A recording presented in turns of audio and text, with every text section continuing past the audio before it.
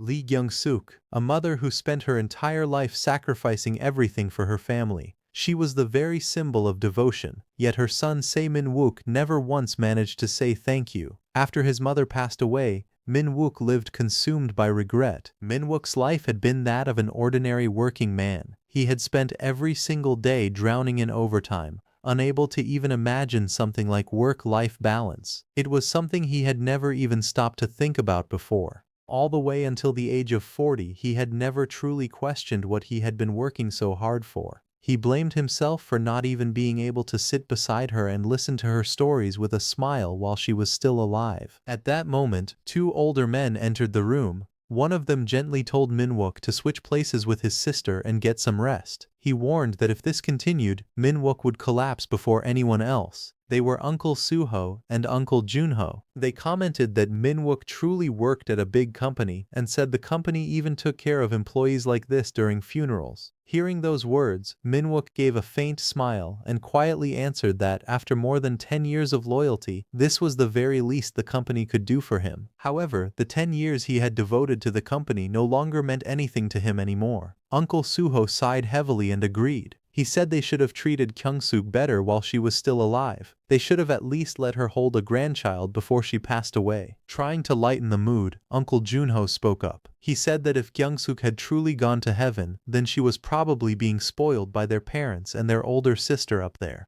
He then smiled faintly and reminded everyone how much their eldest sister had adored Kyung-suk. Suho nodded in agreement and said Kyung-suk had also deeply looked up to their eldest sister. The atmosphere gradually turned nostalgic as the two men continued reminiscing. One of them sighed and muttered that if their older sister had still been alive, they might have learned more from her and lived like proper people. He added regretfully that they could have even helped Kyung-suk continue her studies too. As Min-wook listened to the conversation, he quietly realized once again that his mother's deepest wish had always been to study. At that moment, Min-wook's thoughts turned dark. Rage surged through him as he blamed everything on one man, Lee Dong-ho. He clenched his fists and remembered how their mother had suffered ever since she was a child because of him. Dong-ho, the eldest son of the house, had gathered every last bit of money the family had, even selling the deed to the house before running away.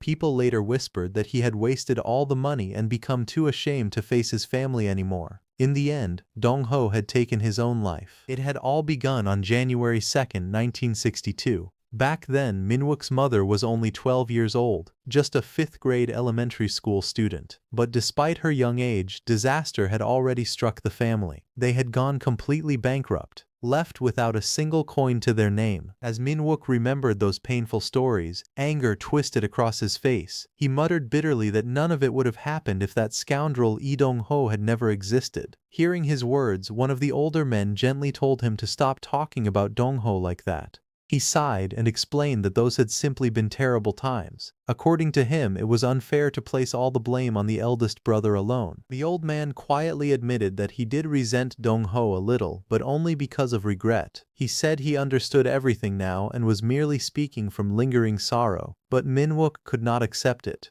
He declared that no matter how terrible those times had been, he still resented Dong-ho deeply and could never understand him. If it had been him, he would have lived differently no matter what happened. But now, he could not do anything. Looking at those precious moments frozen inside the phone, Min-wook realized something too late once again. Regret always arrived one step too late. After leaving the funeral hall, Min-wook returned home. Countless thoughts filled his mind. For a long time, he kept thinking about what he could still do for his mother, even now after everything had already ended. But when he finally entered the empty house, reality hit him once again. There was nothing left he could truly do for her anymore. As he stood silently in the living room, something suddenly caught his attention. His eyes narrowed in confusion when he noticed a strange talisman lying nearby. He picked it up carefully and stared at it. He remembered his mother happily holding the same talisman while calling out to him. She told him that she had spent a lot of money on it because people said it was incredibly powerful. She instructed him that when the day came that he truly needed it, he should do exactly as she told him. Min-wook suddenly snapped in frustration. He shouted at his mother, asking how many times he had told her not to waste money on useless things like that talisman. His voice was loud and sharp, causing his mother to flinch in surprise.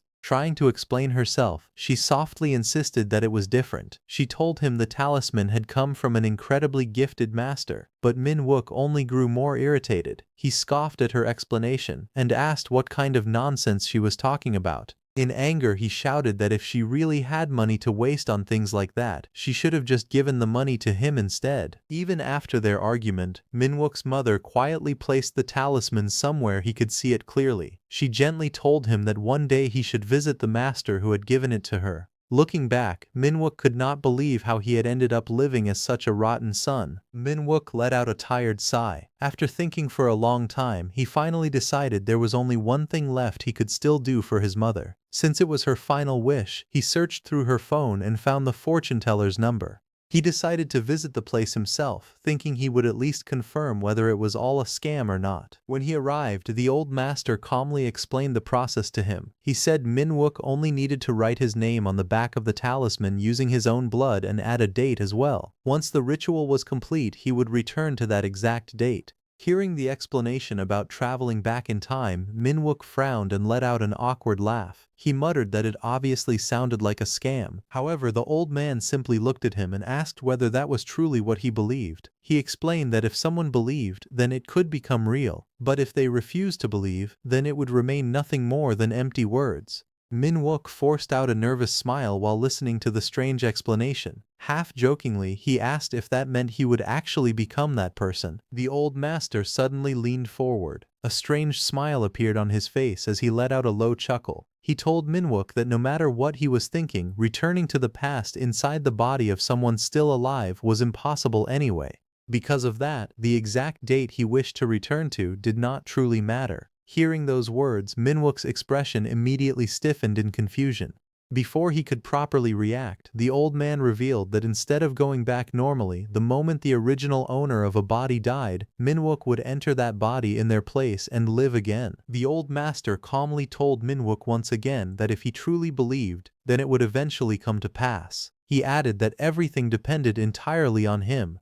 After hearing those mysterious words, Min-wook accepted the strange talisman and spent the next year living with absolute faith that the impossible would one day happen. During that time, he devoted himself completely to preparation. His room slowly filled with books, newspapers, notes, and endless records about economics, businesses, history, and powerful families. Every wall became covered with information from different decades. He researched important figures, major companies, future opportunities, and even personal details about influential people. There were reminders pinned everywhere, timelines stretching across the walls, and stacks of documents scattered around the room. Min-wook spent countless days and nights studying everything he believed could help him survive and rise to the top once he entered the past. By the end of that year, his entire life had become focused on preparing for the moment he would finally be reborn into another person's body. Standing before his parents' grave, Min-wook quietly said that he was home. A faint smile appeared on his face as he admitted that he missed both his mother and father deeply. Still, he felt that he missed his mother a little more, perhaps because it had only been a year since she passed away. After taking a deep breath, he finally made up his mind. He declared that it was time to try it. Holding the talisman in his mouth, he thought to himself that if everything turned out to be a lie, then he would simply return to living his empty and half-hearted life as before.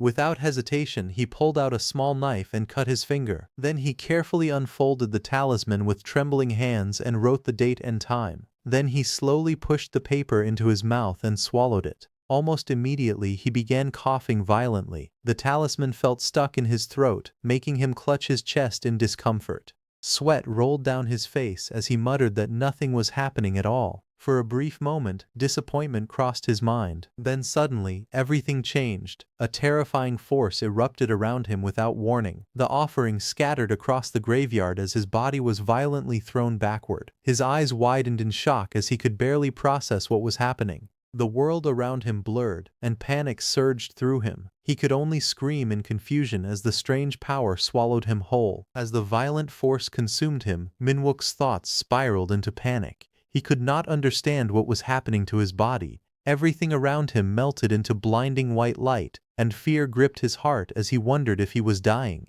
A massive pillar of golden light suddenly engulfed him completely. Floating helplessly inside it, he began cursing himself in regret. He wondered if he had made a mistake by trusting that suspicious fortune teller and writing Lee Dongho's name on the talisman. His consciousness started fading in and out. Through the endless darkness, he weakly called out Dongho's name while trying to understand where he was. Then faint voices suddenly echoed around him. Someone urgently shouted at Dongho to open his eyes and asked if he was okay. Hearing the unfamiliar voices, Minwook slowly regained awareness, still confused about what had just happened to him. However, the moment he tried to move, panic filled his mind. He realized he could not control his body at all. He wondered in fear what was happening to him. Then a terrifying thought crossed his mind. The fortune teller's words suddenly resurfaced in his memory. He realized that he might have truly entered Lee Dongho's body right before his death, exactly as the fortune teller had predicted. Nearby, a shadowy man crawled desperately toward the bed while apologizing repeatedly to Dongho. The man's voice trembled with guilt and desperation. As the smoke filled the room, a terrifying realization struck Minwook. If this truly was 1962, the year Lee Dongho died, then the cause had to be coal gas. His eyes widened as he understood that Lee Dongho had died from carbon monoxide poisoning. Panic surged through Minwook's mind. If Lee Dongho had died this way, then what about him, the one who had just entered this body? Did that mean he was going to die the very moment he returned to the past? Gritting his teeth fiercely, he forced strength back into his body, thinking there was no way he was going to let that happen. The man desperately called out Dongho's name again and again, begging him to open his eyes. Dongho lay motionless on the bed, his body trembling weakly as if he could no longer put any strength into himself. The man beside him stared in panic. Tears formed in his eyes as he apologized to Dongho, admitting that he still wanted to live no matter what. He promised that he would definitely succeed and swore that he would repay Dongho's mother and younger siblings for everything. At the same time, Dongho struggled to stay conscious. His vision blurred as he realized he could no longer see his uncle's friend clearly. He wondered if the man in front of him was actually the one who had killed his uncle. The man lowered his head and told Dongho to rest in peace. But the moment he finished speaking, greed immediately appeared on his face. With trembling eyes, he suddenly began searching around frantically, wondering where Dongho had hidden the stock certificates. As the man continued speaking about selling the stocks Dongho had bought and giving the money to his parents and younger siblings, Dongho's trembling hand suddenly clenched tightly into a fist. In that instant, his eyes snapped open with fury. Before the man could react, Dongho lunged forward violently and smashed his fist straight into his face. The unexpected punch sent the man flying backward as he screamed in shock and pain. The man stared at Dongho in disbelief, barely able to process what had just happened. But Dongho slowly rose from the bed, his body shaking with rage. He cursed the man furiously, calling him a bastard for pretending to be a friend while allowing greed and money to blind him.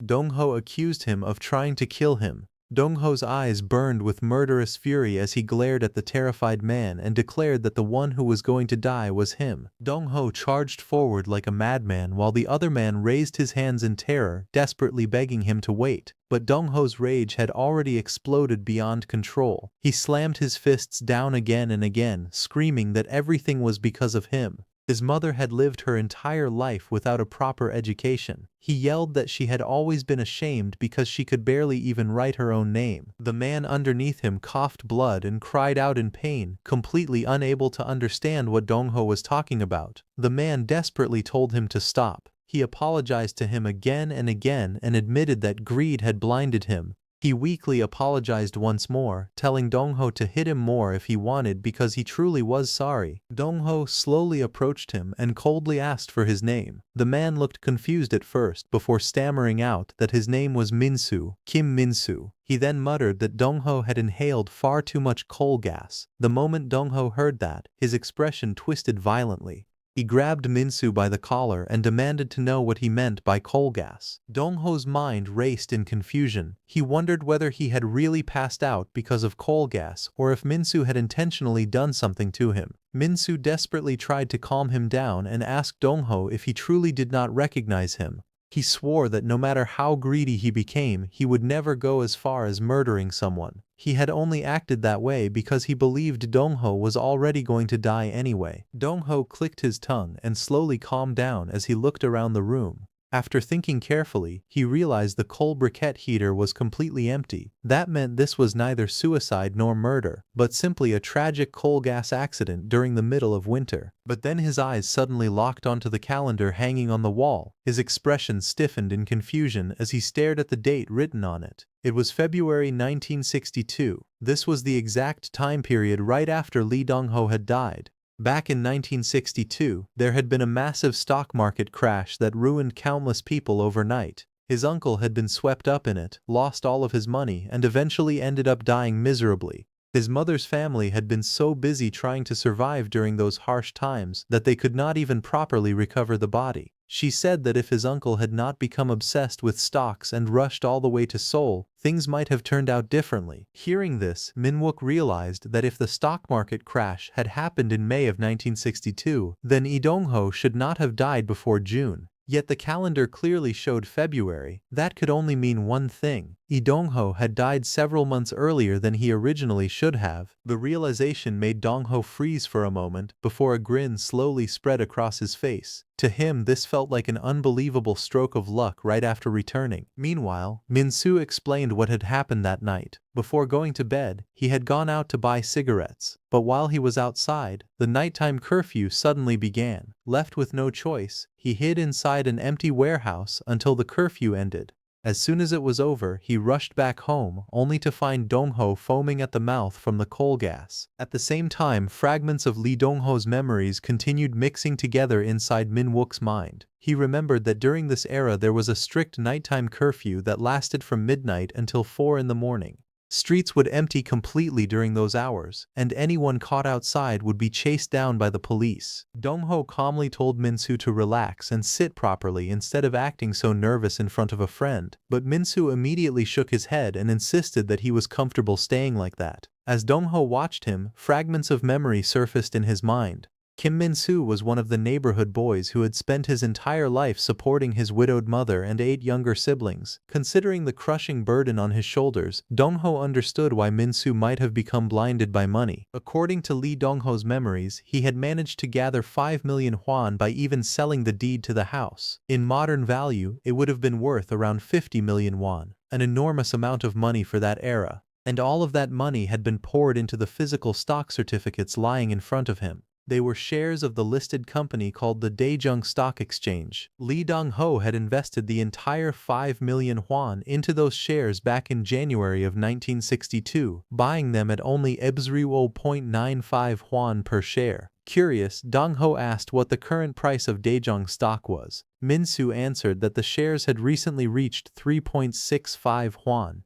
The moment Dong-ho heard that number, his eyes widened. In just a short amount of time, the investment had already multiplied by more than 300%. Including the original investment, the total value had already reached nearly 20 million won, and it was still only February. A faint smile slowly spread across his face as he muttered for Min-soo to pack his things once the sun came up. Deep inside, he could hardly believe the opportunity that had fallen into his hands. It seemed Lee Dong-ho truly had possessed an eye for making money. Later, Dong-ho stepped outside and walked through the streets of the city. The atmosphere of the era surrounded him everywhere he looked. Nearby, several children sat together eating from metal bowls. One of them shouted excitedly that there was meat in the porridge. Another quickly laughed and explained that it was only leftover US Army cigarette butts someone had picked up. A third child suddenly cried out after finding a toothpick mixed inside the food. Watching the scene, Dong-ho quietly recognized the dish they were eating. It was the infamous pig slop porridge, the desperate meal many poor people survived on during those difficult times. The meal was made from food waste discarded by the US military bases after the war.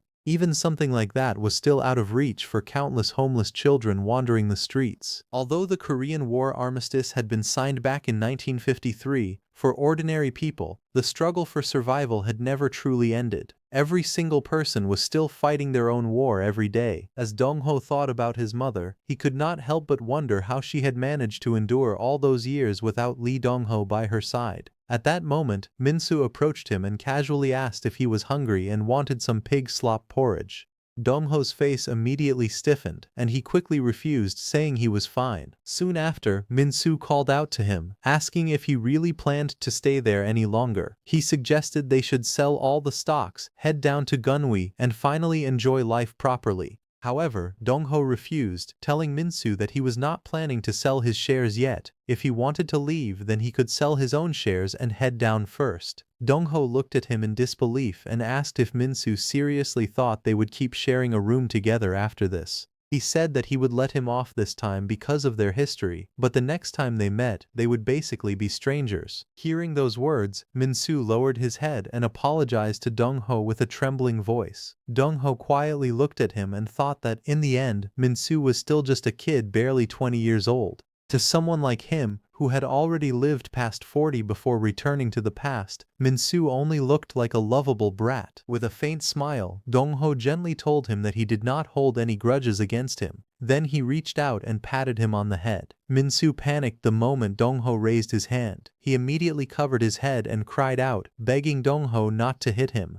They were standing in the middle of the main road, and Dongho could only let out an awkward sigh. In his previous life, he had been known as the useless son of a wealthy family, and now he apparently looked like some kind of street thug. Thinking about it, he wondered if he could really keep living like this. With a helpless smile, Dongho reassured Min-soo that he was not going to hit him anymore because he had changed. Then Dongho pulled out a thick stack of money and handed it over. He calmly said that it should be around 300,000 won and told him to buy some meat soup for his younger siblings. He also reminded him that he had earned all of that money himself. Min-soo stared at him with tears streaming down his face. In a trembling voice, he called out Dongho's name and asked if he was truly forgiving him. Dongho calmly told Min-soo that whether he forgave him or not did not really matter anymore. From now on, they would live like strangers. Still, he added that if fate ever brought them together again someday, they could sit down and share a drink. For the next week, Dongho focused entirely on making the drifting memories of Lee Dongho truly his own. At the same time, he trained relentlessly and worked to adapt to living in his new body. Even he found it unbelievable that a man in his 20s could possess such monstrous strength. He felt that if he did not tire himself out every single morning, the overflowing energy in his body would never settle down. As the days passed, Dongho fully accepted the truth. He was Lee Dongho now. One day he headed toward Myeongdong.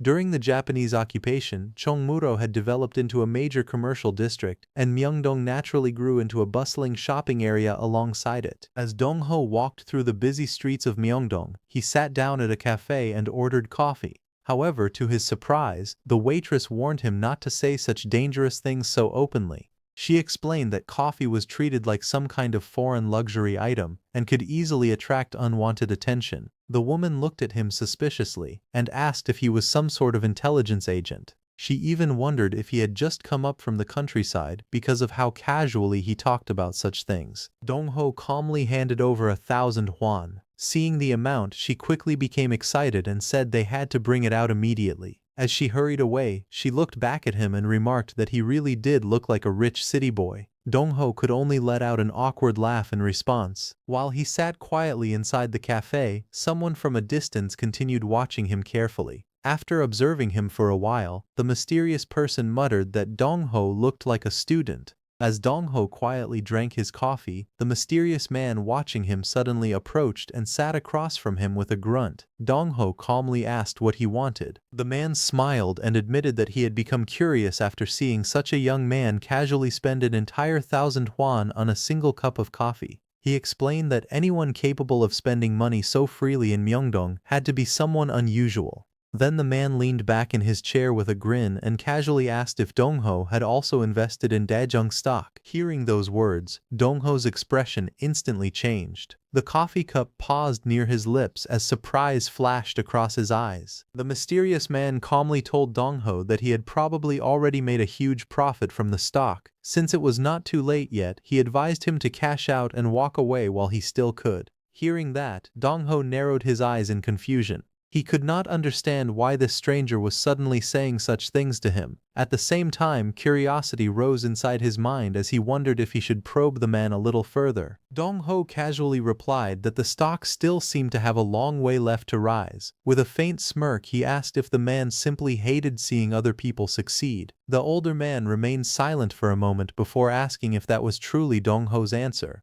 Then, leaning forward with a strange smile, he called him young man and remarked that Dong Ho had quite the appetite for money. He reached into his coat and placed a business card on the table. Dong Ho glanced down and realized it belonged to a reporter. The man then waved his hand casually and told him not to take his words too badly. He claimed he was only saying it for his own good before turning around and leaving the cafe. After the man disappeared, Dong Ho sat alone in silence while examining the card carefully. The name printed on it was from Dongsan Daily newspaper, reporter Park Won-sik. Quietly, more than 2 months had passed since reporter Park Won-sik advised him to withdraw his investment. Since then, Daejung stock had continued soaring higher and higher. By the end of April, the market had already turned into a complete speculative frenzy. Dong Ho believed that reporter Park Won-sik had probably spoken out of goodwill. As a reporter, the man likely possessed information of his own and wanted to warn others to calm down and pull their money out of the Daejung stock craze.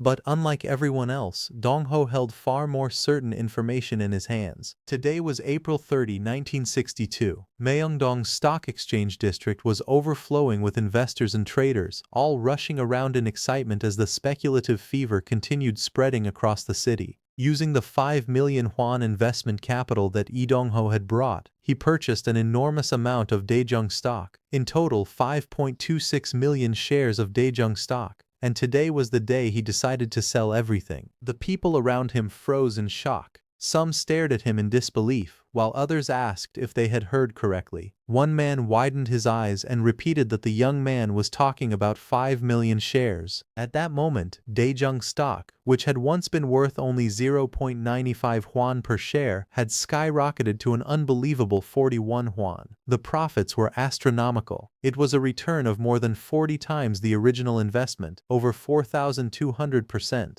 Roughly speaking, the 50 million won had now become nearly 2 billion. Without hesitation, he sold every single share. Meanwhile, the people around the exchange mocked him openly. Some laughed and called him a foolish young man who understood nothing about stocks. Others hurried to buy up the shares he had just sold, believing he had made a terrible mistake. A few even pitied him, saying that he would probably regret selling those stocks for the rest of his life. However, Dong-ho did not care. To him, those so-called stock people were nothing more than fools who believed they were smarter than everyone else. None of them realized that from this very moment onward, history was about to repeat itself through another devastating wave of stock speculation. Later, he withdrew all of his funds, but he only withdrew 10 million won in cash and deposited the rest into his account. At the same time, he already knew the truth. Starting that very day, the leading stocks would begin collapsing at terrifying speed. The market soon descended into complete chaos. Investors screamed in panic as prices crashed like falling blades across the trading boards. Fear spread through the exchange hall, while fortunes disappeared in an instant. In the end, the massive collapse became known as the stock market crash of 1962.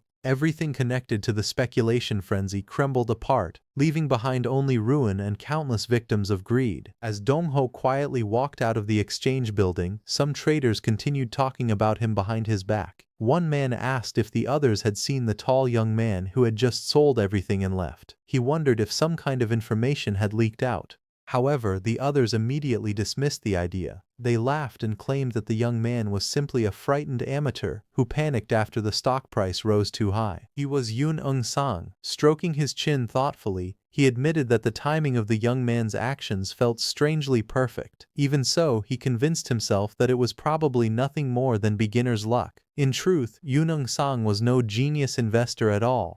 Behind the reputation he had built for himself, he was actually the con artist responsible for igniting the speculation frenzy that eventually led to the stock market crash. He was a swindler whose schemes would go down in history. At that moment, reporter Park Won-sik pushed through the crowd with a camera in his hands. Snapping photographs rapidly, he shouted that he would make sure the entire world learned about Yoon Eung-sang's schemes.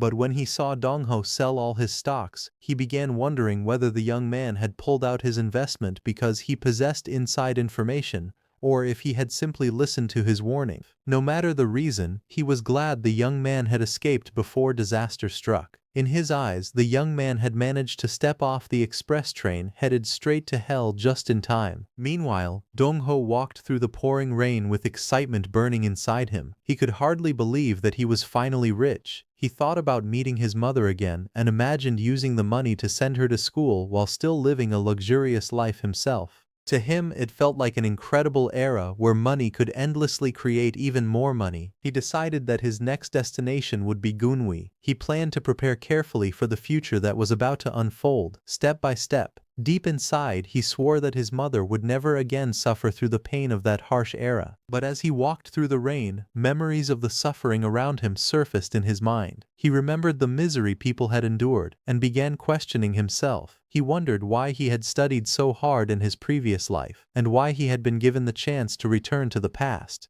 Standing alone beneath the storm, he thought that protecting only his own family from the rain pouring down on the entire world might not truly satisfy him. Lee Dongho, who was once known as Seo Minwook, looked at the miserable people suffering around him. He questioned himself about whether he was truly satisfied with only protecting himself and his family. So, without wasting more time, he traveled south of the Han River. He stood quietly on a small boat crossing the water. An old man steering the boat looked at him curiously and asked what a young man he had never seen before was doing heading toward the southern side of the Han River. With a faint smile, Dongho replied that he simply wanted to see the place at least once. The old boatman stared at him silently for a moment before explaining that Yeongdong was nothing more than rice fields and orchards. He wondered what there was to see in such an ordinary place. Hearing that, Dongho gazed into the distance and calmly answered that if he did not see those rice fields and orchards now, he would never see them again. The old man narrowed his eyes slightly and remarked that it sounded as though the young man was saying those rice fields and orchards would soon change into something entirely different. As Dongho listened to the old boatman, he felt that the elderly man was somehow different from everyone else he had met. Looking at the flowing river, he told the old man that even rivers and mountains changed over 10 years. No matter what they became, they would still continue to change. The old man agreed with him and told him to enjoy the scenery before continuing on his way.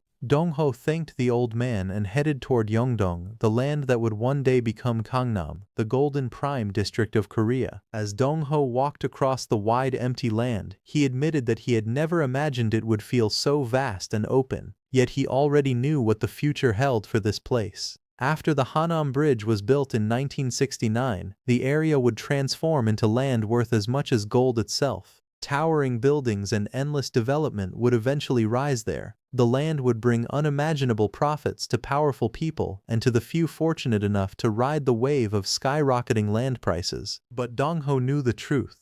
Out of all the current landowners, only a tiny number would truly enjoy the coming boom. Perhaps only 1 in 100 would actually benefit from it. With that thought in mind, he arrived at a small real estate office, preparing to take the first step toward the future he already knew was coming. After thoroughly inspecting the vast lands stretching from the area that would one day become Hanam to Jamwon, and from Banpo to the regions that would later become Seocho and Yangjae, Seo Minwook finally made his decision.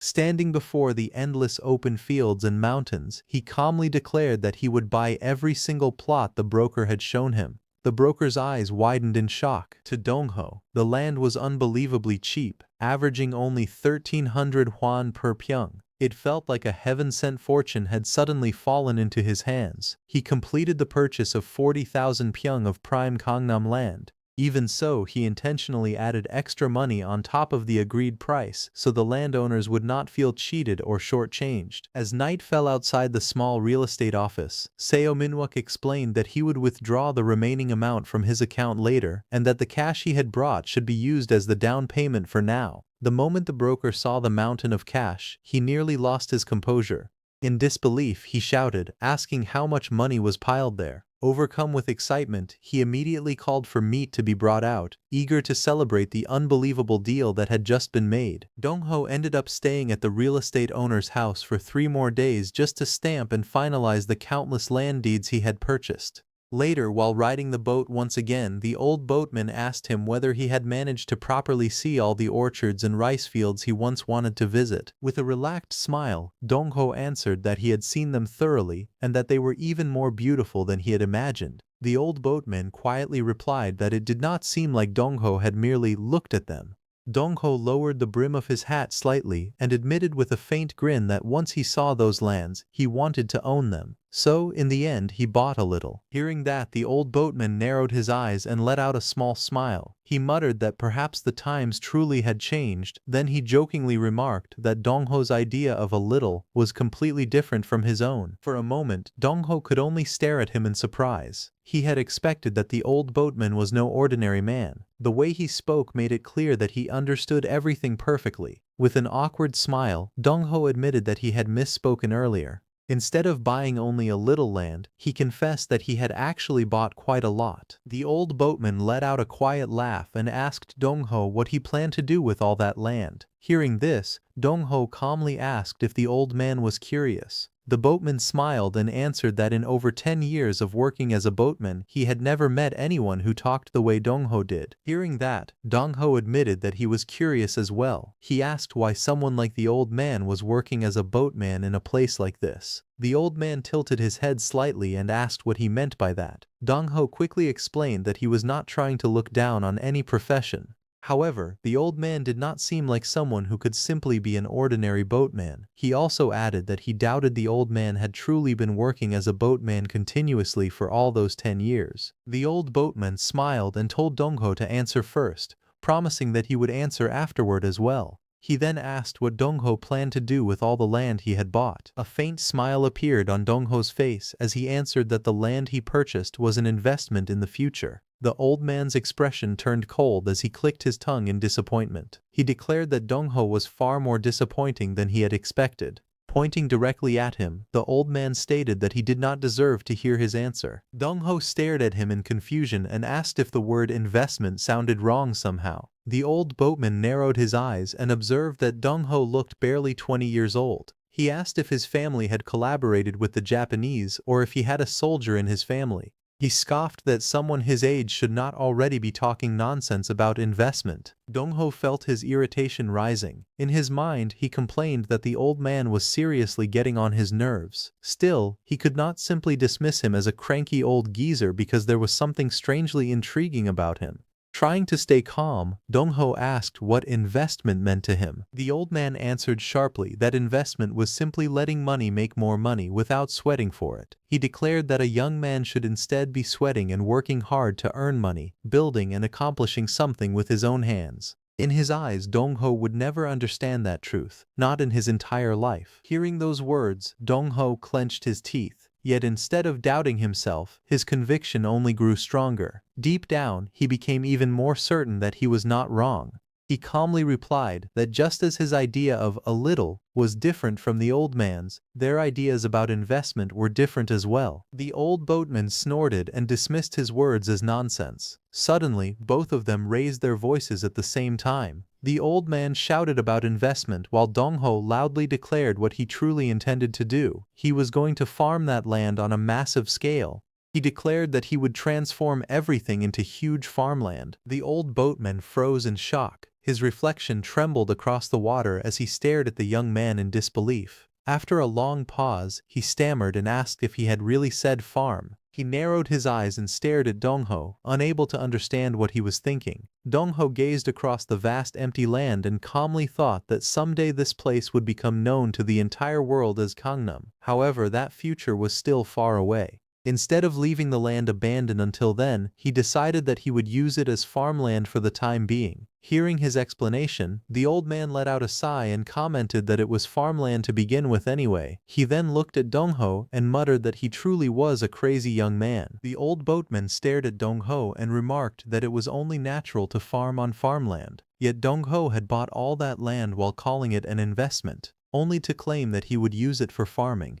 The old man pointed at him and asked if he thought he could spout nonsense just because he was speaking to an old ferryman. Dong-ho calmly thought that it was actually the opposite. The old boatman kept questioning the perfectly reasonable idea of farming on the fields of Yeongdong, yet dismissed the idea of investment without hesitation. Although the old man looked like nothing more than a shabby boatman on the outside, Dong-ho was certain that he had a sharp eye for money and land. He then pointed toward the sky and declared that whether the land he bought would become gold or turn into worthless trash in the future, only heaven would know. But deep down he immediately denied those words himself. To him that was a lie. Even so, he firmly believed that the land would one day turn into gold, because it was not only heaven that knew the future of the land, he already knew it as well. And what was the point of leaving the land empty until it turned into gold?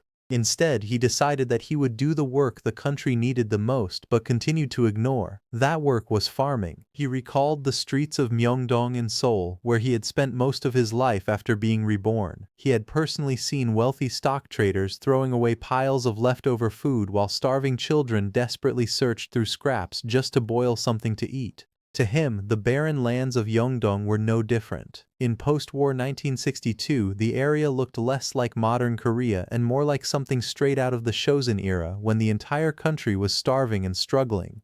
In his eyes, there was no better long-term investment for the future than farming. The old boatman quietly listened before a gentle smile slowly appeared on his face. After a long silence, he admitted that he was glad he had waited there. Dong-ho looked at him in surprise and asked if he had been waiting for him. The old man nodded and revealed that Dong-ho was the first person he had met since his father who spoke with such conviction about the land and farming. He then introduced himself, saying that his surname was Choi. Although he admitted that he felt too ashamed to reveal his full name, he simply asked to be called Mr. Choi instead. The moment Dong-ho heard that, his eyes widened as a memory surfaced in his mind. He finally remembered where he had seen that man before. Although Mr. Choi spoke with a Seoul accent, he could not completely hide the regional tone of Gyeongsang-do. He recalled reading about a powerful family with the surname Che from Gyeongsang-do. They had once poured their entire fortune into founding a university to nurture talented people,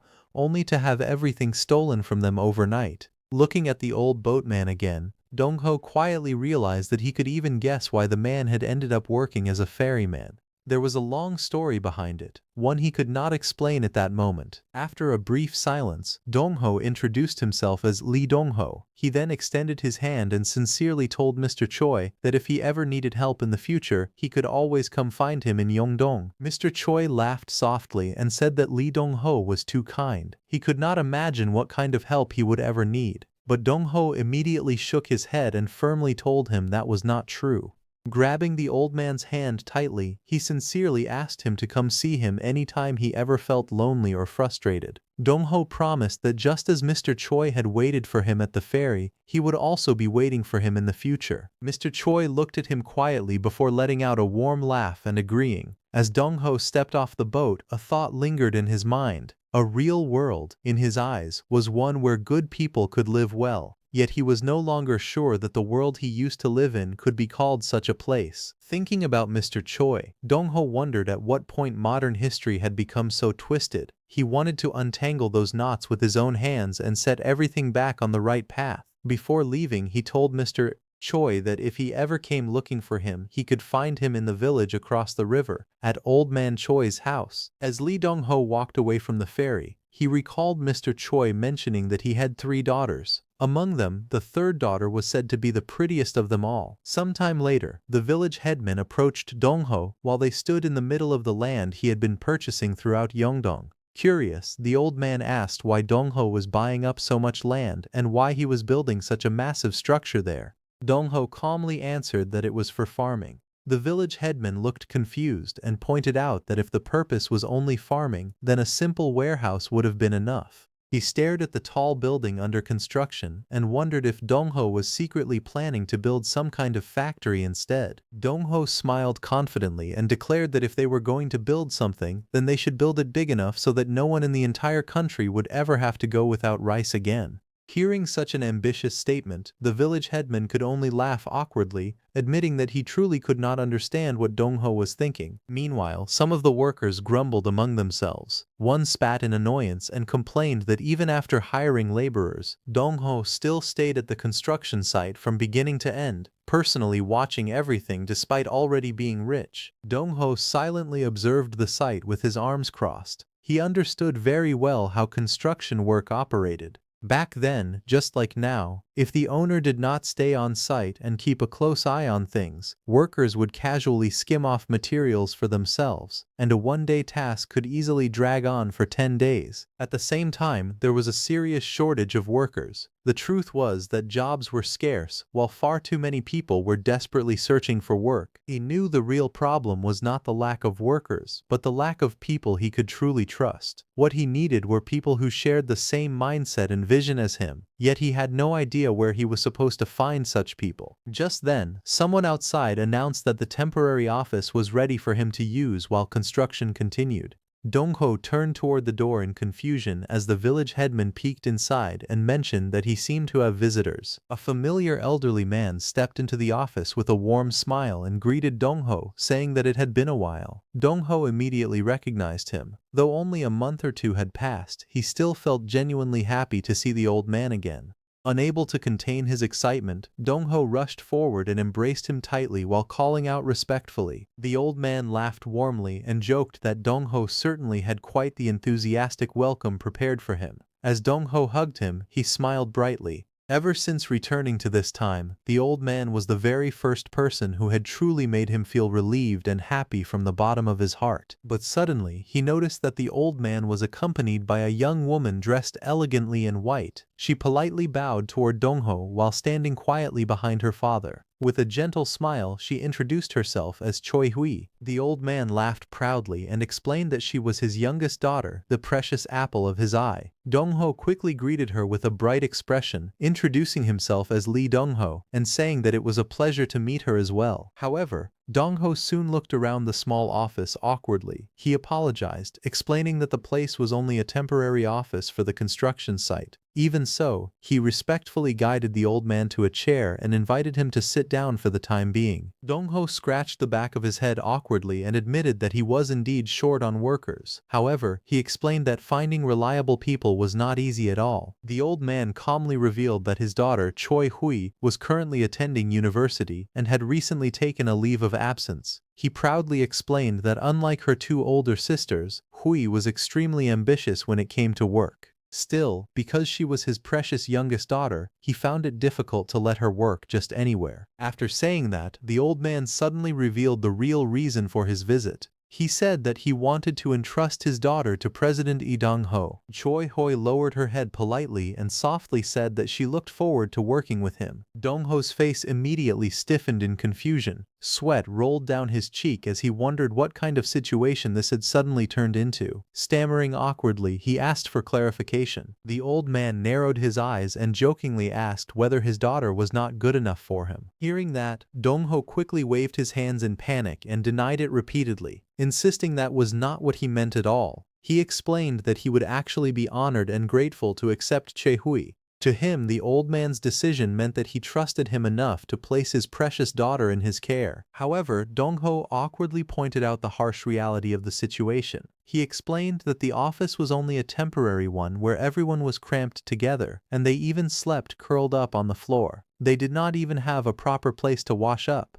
And most of his current work involved supervising construction sites. The workers there were rough and difficult people, especially for a woman to deal with. What he truly needed right now was not a beautiful woman dressed in stylish clothes. What he needed was someone like a dependable field commander who could stand beside him and handle difficult work together. The old man stroked his chin thoughtfully and admitted that he understood why the situation could be difficult. At that moment, Choi Hui suddenly stepped forward and politely called out to Dong-ho. She calmly stated that she had heard he was planning to start large-scale farming in Yeongdong, and the teaching her family had engraved into their hearts since childhood was that within 100 li in every direction, not a single person should starve to death. Choi Hui calmly admitted that there might indeed be differences between men and women when it came to physical work. However, when it came to pursuing a great purpose, she questioned whether there was truly any difference between them at all. She sincerely declared that she also wanted to become part of that dream. Dong-ho looked at her thoughtfully and admitted that her determination was admirable. At the same time, he reflected inwardly that perhaps he should test her resolve one more time.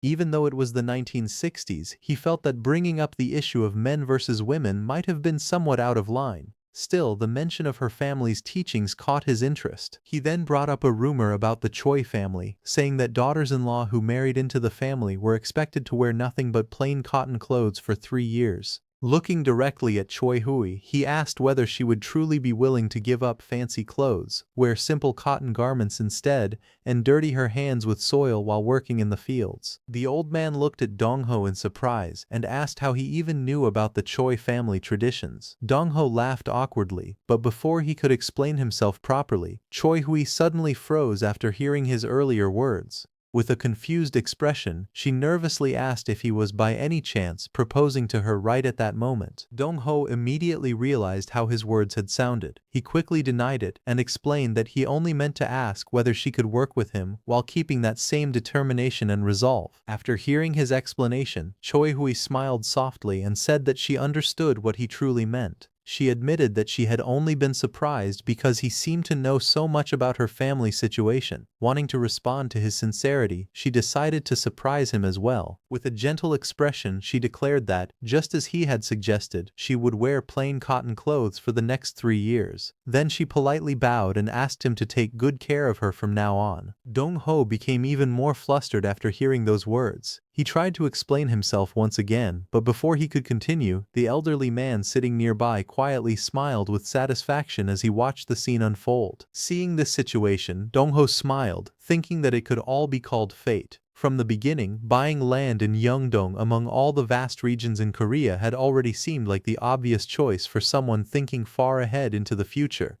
But out of all the ferries crossing the river, he had coincidentally boarded Mr. Choi's ferry. Even more strangely, Mr. Choi himself happened to be working there that very day for his own personal reasons. All of those endless what-ifs overlapped perfectly to create that single moment. To him, it felt like an unbelievably strange yet precious connection. At the exact moment he needed people he could truly trust, fate had led him to meet individuals he could rely on completely. Back in the room, Mr. Choi finally reminded Dong-ho that he should properly return Choi Hui's greeting before she ended up hurting her back from bowing for so long. Startled, Dong-ho quickly realized his mistake and awkwardly responded in agreement. He declared that he would also be in her care from now on.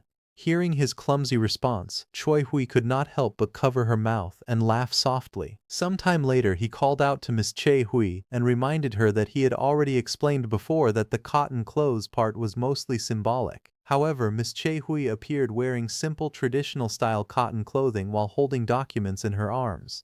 Calmly, she told Dong-ho that a woman's words should be treated as if they were worth 1,000 pieces of gold because such promises carried great weight. Hearing this, Dong-ho could only smile awkwardly. He admitted that while he understood her determination, he truly could not get used to such old-fashioned sincerity. To him, the difference between people from the 2020s and those from the 1960s was enormous. Still, there was one thing he could say for certain: she was incredibly old-fashioned in the best possible way. At first, Choi Hui seemed completely lost and struggled to adapt to the unfamiliar environment. However, she learned surprisingly quickly and gradually began handling things with confidence. As he watched her work, he could not help but think about the family that truly deserved to be called aristocrats. In Gyeongju, there had once been a legendary Manseokun family, a household so wealthy that people said one could not walk 10 steps without stepping onto their land. For 400 years, the family had been known as the richest household in Gyeongju. Yet despite the saying that a wealthy family could survive for 3 generations even after going bankrupt, they chose a completely different path.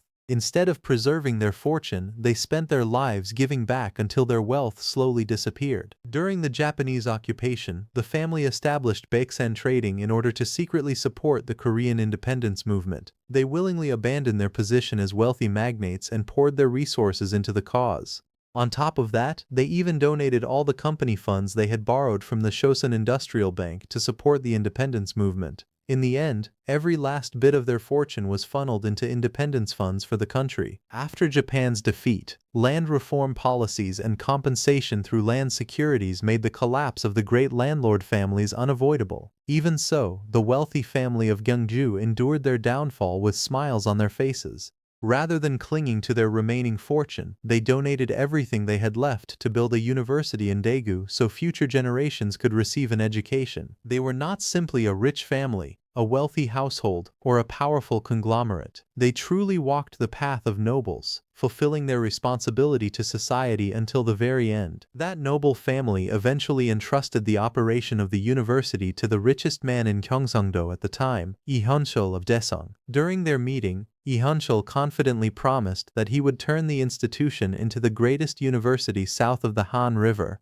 He also assured them that they would be properly compensated for handing over the operating rights. However, they refused. They told Lee Hyun-chul that compensation was unnecessary. Instead, they only asked Lee Hyun-chul to focus on nurturing the next generation of talented young people. But instead of nurturing students as he had promised, Lee Hyun simply handed the university over to the military regime after the coup succeeded. The reason behind his actions was unclear. Perhaps the military government had something over him, or perhaps he believed that staying in their favor was necessary for his business empire to continue growing. Thinking about all of this, Dong-ho suddenly called out to Ms. Choi Hui. Hearing her name, she turned toward him in confusion and asked what he needed. He slowly walked toward her before asking a direct question. He wanted to know if she had joined the company because she was trying to make money. Choi Hui looked at him in surprise and asked what he meant by that. Dong-ho calmly replied that he meant exactly what he had said. Then, with a serious expression, he asked her why she had decided to work at the company in the first place, or if she had joined the company simply to earn money. For a moment, Choi Hui lowered her gaze in silence. Then she let out a soft sigh and admitted that when everything had been taken away from her family, she finally realized just how angry it made her feel. To her, there was a huge difference between willingly giving something away and having it stolen. Even if the amount of money was the same, the feeling behind it was completely different. Hearing her answer, Dong-ho understood even more clearly that the story of the Che family was also Choi Hui's story. The bitterness of losing everything had been carved deep into her heart. He then asked her what she would do if she managed to earn back everything that had once been taken from her. Choi Hui answered without hesitation. She said the answer was obvious. With her own hands, she would become the one who gives instead of the one who loses. She never wanted anyone to take things from her again. At that moment, Dong-ho realized the meaning behind her plain cotton clothes. They were not simply old-fashioned clothing, but a symbol of her determination. They represented the resolve of someone who truly intended to practice noblesse oblige and live as a real noble through her own actions. Dong-ho smiled and told Choi Hui that it was good to hear her answer. He promised that he would help her make money and reclaim everything that had once been taken from her. As time passed, Choi Hui gradually became deeply involved in the construction work. Before long, she was running all around the construction site in his place, handling every task carefully and reliably. She even carried snacks to the workers, warmly telling them to eat before continuing their work. The workers happily praised the food, saying it was delicious. One day, while watching the construction site, Choi Hui noticed Dong-ho standing quietly with his arms crossed, lost in thought. Curious, she asked what he was thinking about. Dong-ho looked at the unfinished building and said he was thinking about what the building was missing. Confused, Choi Hui asked who could possibly be missing. With a gentle smile, Dong-ho replied that just as he had been fortunate enough to meet someone like her, the building also needed people. Choi Hui tilted her head slightly and asked if he meant they needed more people besides farmers. Dong-ho nodded immediately and explained that, of course, rice fields needed workers to tend them, but rice fields alone were not enough.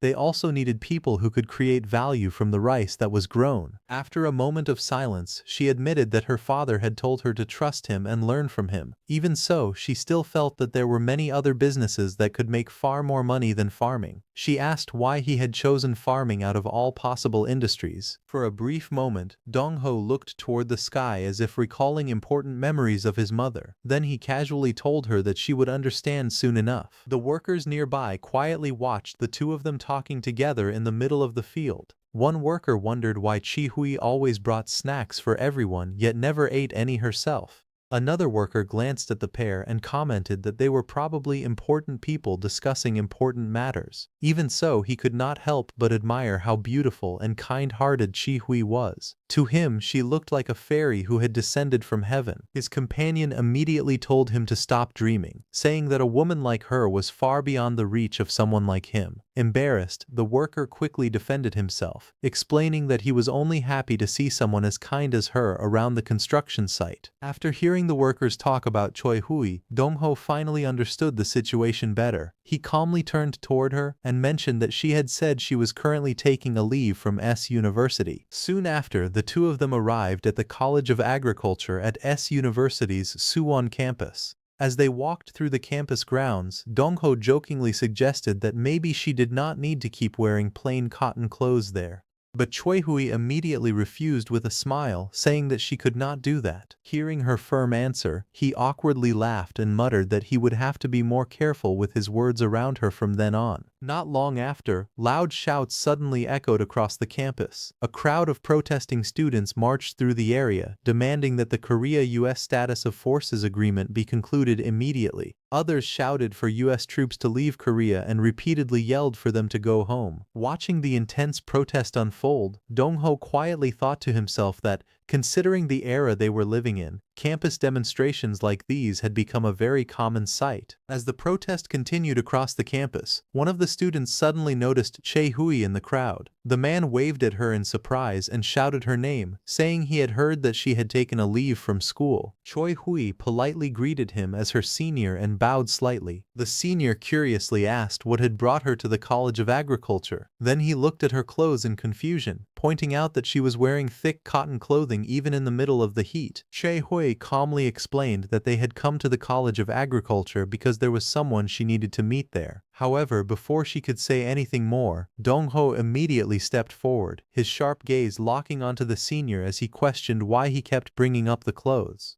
He directly asked if there was some kind of problem with what she was wearing. Caught off guard by the sudden pressure, the senior quickly became nervous and awkwardly explained that he did not mean anything by it. After calming himself down, he turned toward Dong-ho and carefully asked who he was, wondering if he was also a student at S University.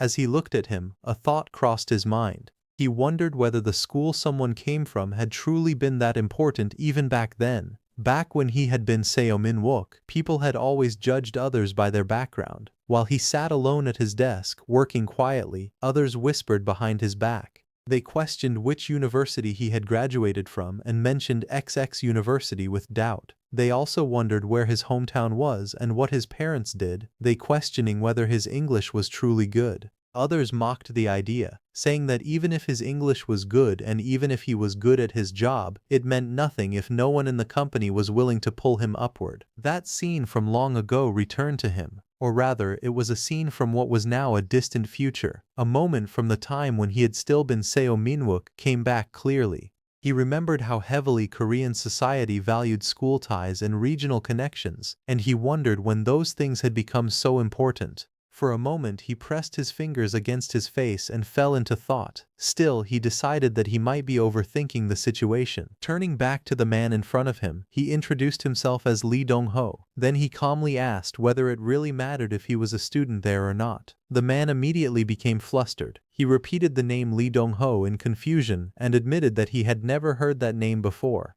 Then he turned toward Choi Hui and nervously asked whether Lee Dong-ho was really a student at their school. Lee Dong-ho decided that it was not the time to waste on pointless talk. He also noticed that Ms. Choi looked a little uncomfortable with the situation. Turning toward Ms. Choi, he reminded her that he was busy and asked whether she needed more time to continue speaking with them. Ms.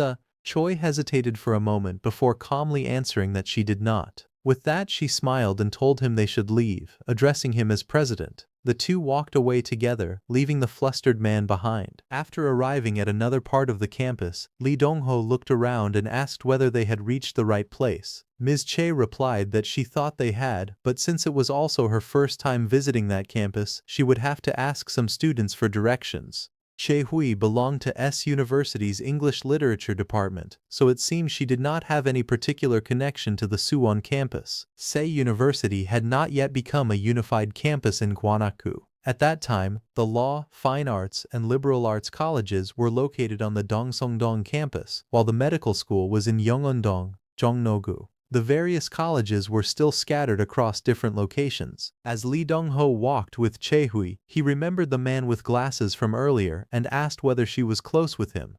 Chae-hui explained that she was not. According to her, he was simply a senior who was very active on campus. She thought that was probably why he had been outside at the protest. Lee Dong-ho listened and quietly acknowledged her explanation. Still, as the senior continued calling out from behind them, Lee Dong-ho noticed something else. He remarked that the man seemed to like her quite a bit. Then he leaned closer with a teasing smile and said that if this was how an unclose senior acted, Choi-hui must have been very popular at school. Chi-hui immediately lowered her gaze and denied it, insisting that it was not like that. However, her flushed face betrayed her embarrassment, and her cheeks burned bright red. Seeing her reaction, Lee Dong-ho laughed lightly and told her that a woman's words could be really heavy. He added that he had been learning that a lot lately, then laughed it off. Choi-hui reacted with surprise, and the two continued walking along the campus path. As they walked, Lee Dong-ho realized that he should stop teasing her so much. He did not want to accidentally make her cry. After asking around among the students, they eventually arrived at a certain professor's office. Lee Dong-ho knocked on the door, and a voice from inside told them to come in.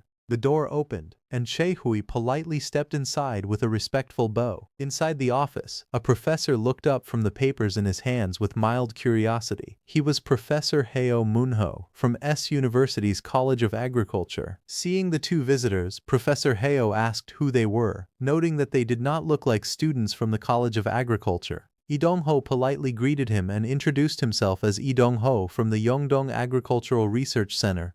He then introduced the woman beside him as Miss Chae-hae, an employee at his company. He remembers when Miss Chae-hae asked why Lee Dong-ho had chosen to go into farming of all things. Lee Dong-ho paused for a moment, then answered indirectly by asking whether Miss Chae-hae knew what the children at the edge of the village had been eating just then. Chae-hae hesitantly guessed that the children might have been eating grass. However, Lee Dong-ho corrected her and explained that they were eating tree bark. He told her that people all over the country were so hungry that they boiled tree bark just to survive. Others steamed unknown wild plants gathered from the mountains, only to become sick after eating them. That up through the 1960s, most regions harvested rice first and then planted barley as a second crop.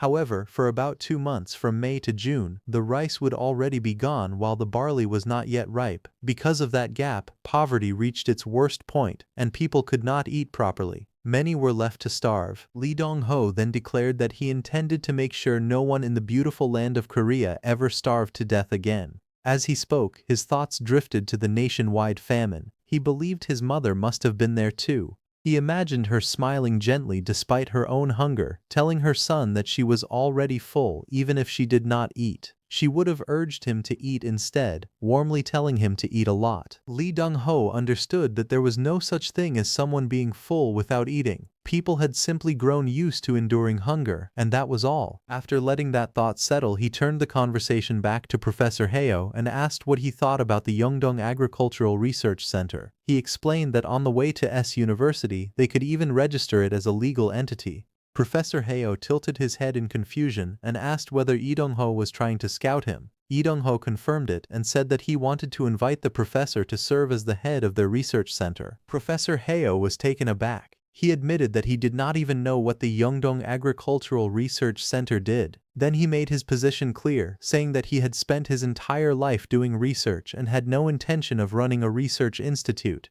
Lee Dong-ho calmly clarified that he was not asking the professor to manage the organization. He knew that Professor Heo was deeply interested in crop improvement. What he was proposing was that they work on that goal together. Professor Heo calmly replied that if the matter was crop improvement, he was already doing plenty of that where he was. He saw no need to leave the university just to become the director of some research center. Lee Dong-ho did not back down. He told the professor that he wanted to create a miracle in Korea together with him. However, he admitted that he lacked both the technology and knowledge to do it alone. With sincerity, he asked Professor Heo to help him. To Lee Dong-ho, Heo Moonho was absolutely essential. This man was the very person who would create the miraculous rice variety known as Tongilbeo, or unified rice. It was the rice that would allow Korea to harvest twice as much and overcome the barley hump. Lee Dong-ho knew he could simply hire any ordinary researcher, pay them a decent wage, and have them carry out the work. However, if he did that, he felt he would be stealing Professor Hayo's rightful place in history. He wondered whether that would truly be the right thing to do. Professor Hayo listened to him and smiled faintly. He admitted that it was admirable to see a young man thinking about his country. However, he also pointed out that many people at the university already spent their nights researching how to fill the stomachs of the Korean people. Professor Hayo admitted that he did not see how accepting a director's position at the Yeongdong Agricultural Research Center would somehow advance his own work. Because of that, he apologized and firmly declined the offer. Choi Hui looked worried and softly called out to Lee Dong-ho.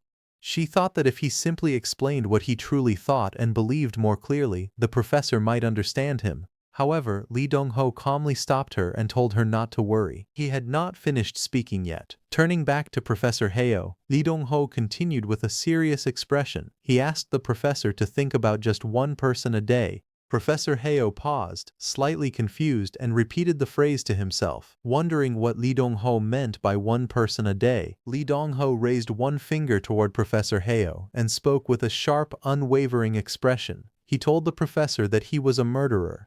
Choi Hui froze in shock. Unable to believe what she had heard, she nervously called out to Lee Dong-ho and wondered what he had just said. However, Lee Dong-ho did not take back his words. Instead, he pressed forward, saying that while Professor Hayo remained safely inside the walls of the university, satisfied with the research environment he had been given, people outside were dying day after day. At least one person was dying every single day. Lee Dong-ho then looked directly at Professor Hayo and continued his accusation. Before Professor Hayo called himself a professor, Lee Dong-ho asked whether ignoring those deaths did not make him a murderer. The professor laughed and said that Dong-ho's claim was quite an exaggeration. However, the young man calmly replied that it was not an exaggeration at all. In fact, what he had told them was only the shortened version of the situation. Choi Hui, standing behind him, looked worried and asked whether he truly believed that only one person died each day. Dong-ho turned slightly and explained that the actual number was far greater. Many people were dying from hunger, and the number was not limited to one person a day. In reality, hundreds or perhaps even thousands of people lost their lives every day. The professor said that he understood what Dong-ho was trying to say. However, he added that he was already conducting plenty of research at the institute. He sincerely believed that the day when his research would save people from hunger was not far away. The young man found the professor's determination admirable. The professor's clear and unwavering gaze showed that he truly considered his research both his duty and his personal calling. His expression carried the firm resolve of a genuine researcher. Realizing that ordinary persuasion would not change the professor's mind, Dong-ho offered him a proposal. He asked the professor to work with him for only 1 year. At the same time, he wondered whether he could shake the professor's stubborn determination, even a little. He then directly pointed out that the professor's current research had a weakness. Looking seriously at him, Dong-ho said that the professor must already be aware of that weakness himself. The professor remained silent and slowly loosened his tightly clasped hands. Dong-ho noticed the slight change in his expression and realized that the professor's determination was beginning to waver. A small, confident smile appeared on Dong-ho's face. Dong-ho then mentioned the term hybrid sterility. The professor's eyes widened in shock. He immediately asked how Dong-ho knew about that problem. Dong-ho calmly explained that no matter how hard the professor worked to improve the strain, the resulting plants eventually became sterile. Because they could no longer reproduce, the professor was unable to continue improving them any further. Dong-ho pointed out that this was the exact problem preventing his research from progressing. Choi Hui quietly watched from behind as Dong-ho confidently approached the professor's desk. Leaning forward, Dong-ho declared that he knew the solution to the problem. The professor froze in disbelief. A moment later, he suddenly rose from his seat and demanded to know what Dong-ho had just said. Overwhelmed by shock and excitement, he asked whether Dong-ho truly meant that he knew how to solve the sterility problem. The story then shifted to an explanation about traditional meals. When 7 side dishes were placed on a table, it was called a 7-dish set meal. When 9 side dishes were served, it was called a 9-dish set meal. However, there was one essential food on the table that was so important that it was not even counted among those dishes. The one essential item on the table that was never counted among the side dishes was rice. A bowl of freshly cooked rice was placed in front of Min-wook. His mother warmly told him that it had just been made and would taste delicious. She added that he must have had another difficult day and praised him for working so hard. She then began reminiscing about the past. She explained that when she was young, the family had been extremely poor, and even barley had once been difficult for them to afford. However, Min-wook quickly interrupted her and asked her to remain quiet because he simply wanted to eat. Rice came from rice plants, and for Koreans it was the most important part of a meal. It served as the foundation of the entire table and was something they absolutely needed. Although hundreds of rice varieties existed, they could generally be divided into two main types. The first was japonica rice, which was commonly eaten in Korea, Japan, and China. The second was indica rice, which was mainly grown in India and Southeast Asia. During the barley hump period, many Koreans struggled to obtain enough food. Although they preferred japonica rice because of its familiar taste and texture, its yield was far too low to feed the entire population.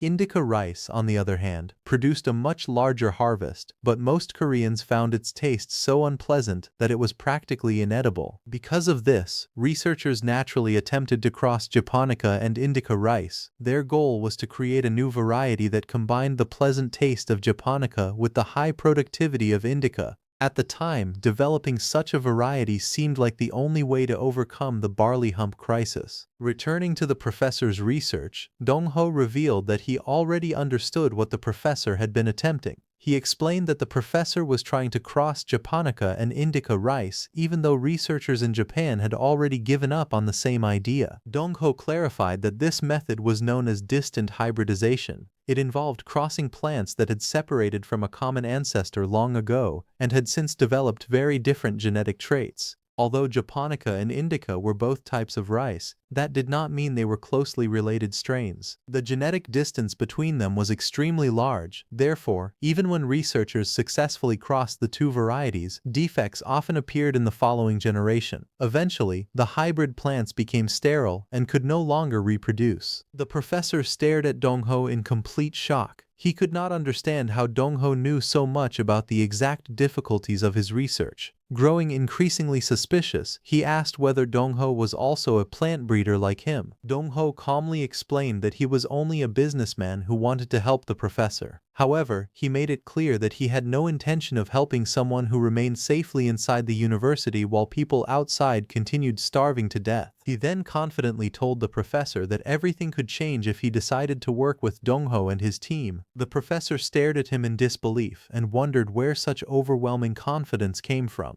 He was considered Korea's leading rice researcher, yet even he had not discovered the slightest clue for solving hybrid sterility. Still, Dong-ho was confidently claiming that the problem could be solved if the professor joined him. The professor's thoughts became increasingly troubled. He remembered Dong-ho's earlier claim that one person was dying every day. He began to fear that refusing the offer would make him partly responsible for those deaths. After struggling with the decision, the professor finally told Dong-ho that he would contact him later. He asked for some time to think because he could not make such an important decision immediately. Dong-ho confidently told Professor Heo Moonho that 1 month would be enough for him to finish his remaining work at the university. Without waiting for a final answer, Dong-ho announced that he would return to pick him up after 1 month. Before leaving, Dong-ho added that the professor's salary would be paid in won and that he would receive twice his current salary. Standing beside him, Choi-hui looked surprised by the generous offer. Dong-ho then told Professor Heo that both he and the people of the country needed his knowledge, so they would patiently wait for him. As Dong-ho and Choi-hui walked away from the university, Choi-hui followed behind him with a confused expression. She quietly questioned why Dong-ho had specifically said that the professor's salary would be paid in won. 3 days after their meeting with Professor Heo Moonho, on June 10, 1962, a man suddenly rushed toward their office while repeatedly shouting for Dong-ho. The man was Park Min-suk, the company's third employee after Dong-ho and Choi-hui. Holding several newspapers in his hands, Min-suk burst into the office and anxiously declared that they had a huge problem. Dong-ho remained seated behind his desk and calmly asked Min-suk what had happened. In a panic, Min-suk shouted that emergency monetary and financial measures had been announced. Terrified by the news, he demanded to know what would happen to all their money. Dong-ho realized that his memory had been correct. The country was undergoing another currency reform. Around 1953, the government had introduced emergency monetary measures that changed the currency unit from won to yuan.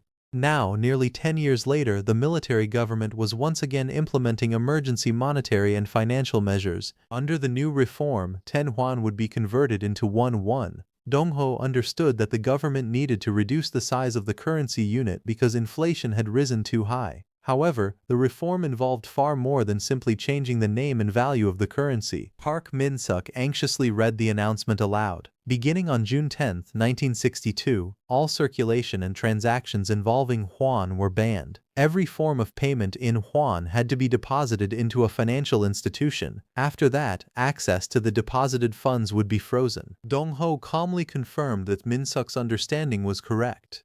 Chae-hui stood behind him, silently holding several files as she listened. Min-suk became increasingly worried and asked whether their company would truly be all right. They were about to pay their workers, but the sudden reform had thrown everything into chaos. He feared that they might no longer be able to access the money needed to pay everyone. Dong-ho calmly assured Park Min-suk that everything would be fine. He explained that if they waited for a while, the situation would eventually return to normal, so there was no reason to worry. Just as Min-suk began to calm down, he suddenly remembered all the food Dong-ho had stored inside the warehouse. Looking at him in surprise, Min-suk asked whether Dong-ho had prepared the supplies because he already knew the currency reform was coming. Dong-ho had hired Min-suk because he needed someone other than Chae-hui to handle the company's office work. Among all the laborers, Min-suk had appeared the most diligent, and his eyes had shone with the greatest determination. That was why Dong-ho had chosen Park Min-suk as the company's third employee. However, Min-suk still looked worried. He told Dong-ho that although he personally trusted him, the other workers probably did not. Since Min-suk had worked alongside the laborers until recently, he understood their fears and concerns better than anyone else. Hearing that, Dong-ho smiled calmly. He then called Choi-hu and Park Min-suk and instructed them to gather all the laborers and contractors at the office. The gathered laborers angrily complained that Dong-ho could remain calm because he was a wealthy young man who owned plenty of land. However, they survived from day to day on the money they earned, so the sudden freezing of their wages placed their families in danger. The crowd grew louder and shouted that they could not continue working under such conditions. They demanded to know what Dong-ho planned to do about the situation. Dong-ho remained calm as he listened to their complaints. He then raised his voice and repeated their main concern, asking whether they were worried because they needed money to buy food but could not currently use their funds. His words caused the workers to fall silent and listen carefully. Dong-ho reminded them that some of them had probably noticed the company's warehouse gradually filling with food supplies. He had been stockpiling those supplies for some time in preparation for the currency reform. He then announced that until the government lifted the deposit freeze, anyone who needed food instead of money would receive food supplies from the company. The workers began murmuring among themselves after hearing Dong-ho's offer. One of them loudly asked how long the stored food would last, while another pointed out that the supplies could not magically continue forever. Dong-ho calmly admitted that the food would not last indefinitely. However, he assured them that the warehouse contained enough supplies to support everyone for at least 1 or 2 months. He then gave the workers another option. Anyone who did not want to receive food could continue being paid in yuan as before, although the money would eventually be frozen in the bank and remain unusable. When one of the workers hesitantly asked what would happen if they disliked both choices,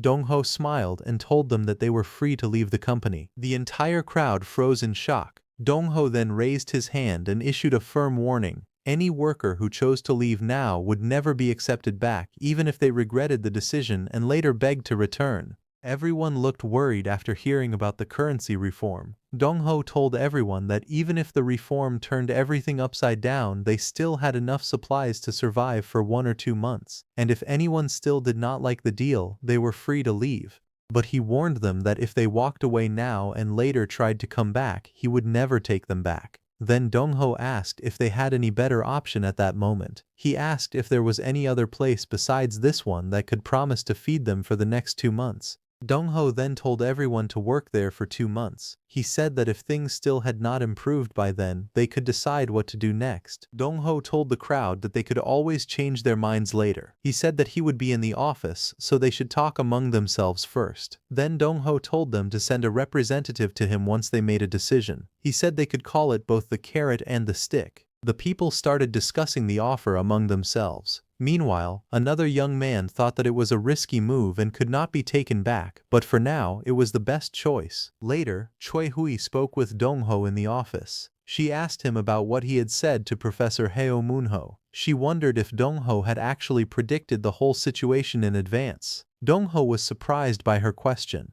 He remembered that he had told the professor that his salary would be paid in won, and that it would be twice the amount he was getting now. He had also told the professor that both the people of the country and Dong-ho himself needed him, so they would be waiting. While walking outside, Choi Hui quietly repeated the words about the salary being paid in won. Dong-ho suddenly realized what he had said and admitted that it had slipped out by accident. He told Choi Hui that he was not a god, so there was no way he could have known everything in advance. He also thought that Choi Hui was not the type of person who would go around gossiping. Dong-ho thought that this was the era of a tough military regime. If the people in power even suspected that their plans had leaked, it would become a huge problem.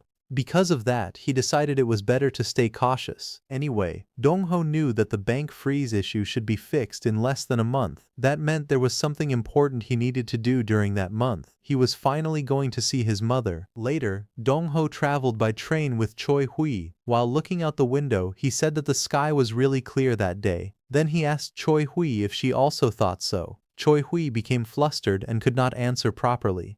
Dong-ho told her that she did not have to answer every little thing he said, and he offered her some water. Dong-ho thought there was no real reason for Choi Hui to come with him to see his mother. However, after staying by his side through the scouting and the currency reform, she seemed to be paying close attention to everything he did and trying to learn from every small detail. Choi Hui quietly listened while Dong-ho explained everything. While they were away, Park Min-suk was managing the company well, and the warehouses and buildings were being completed one after another. The workers had even formed a defense group. They took turns guarding the food warehouse all night to protect the center that fed them. Because of that, there was not much for Dong-ho to worry about back at the company. After that, Dong-ho and Choi Hui transferred buses in Daegu. Before long, they arrived in Gunwi. When Dong-ho got off the bus and looked around, his expression became serious. Soon he saw the village in the distance. As he looked at the quiet countryside, he thought that he would finally see his mother. Dong-ho and Choi Hui walked along a quiet mountain road.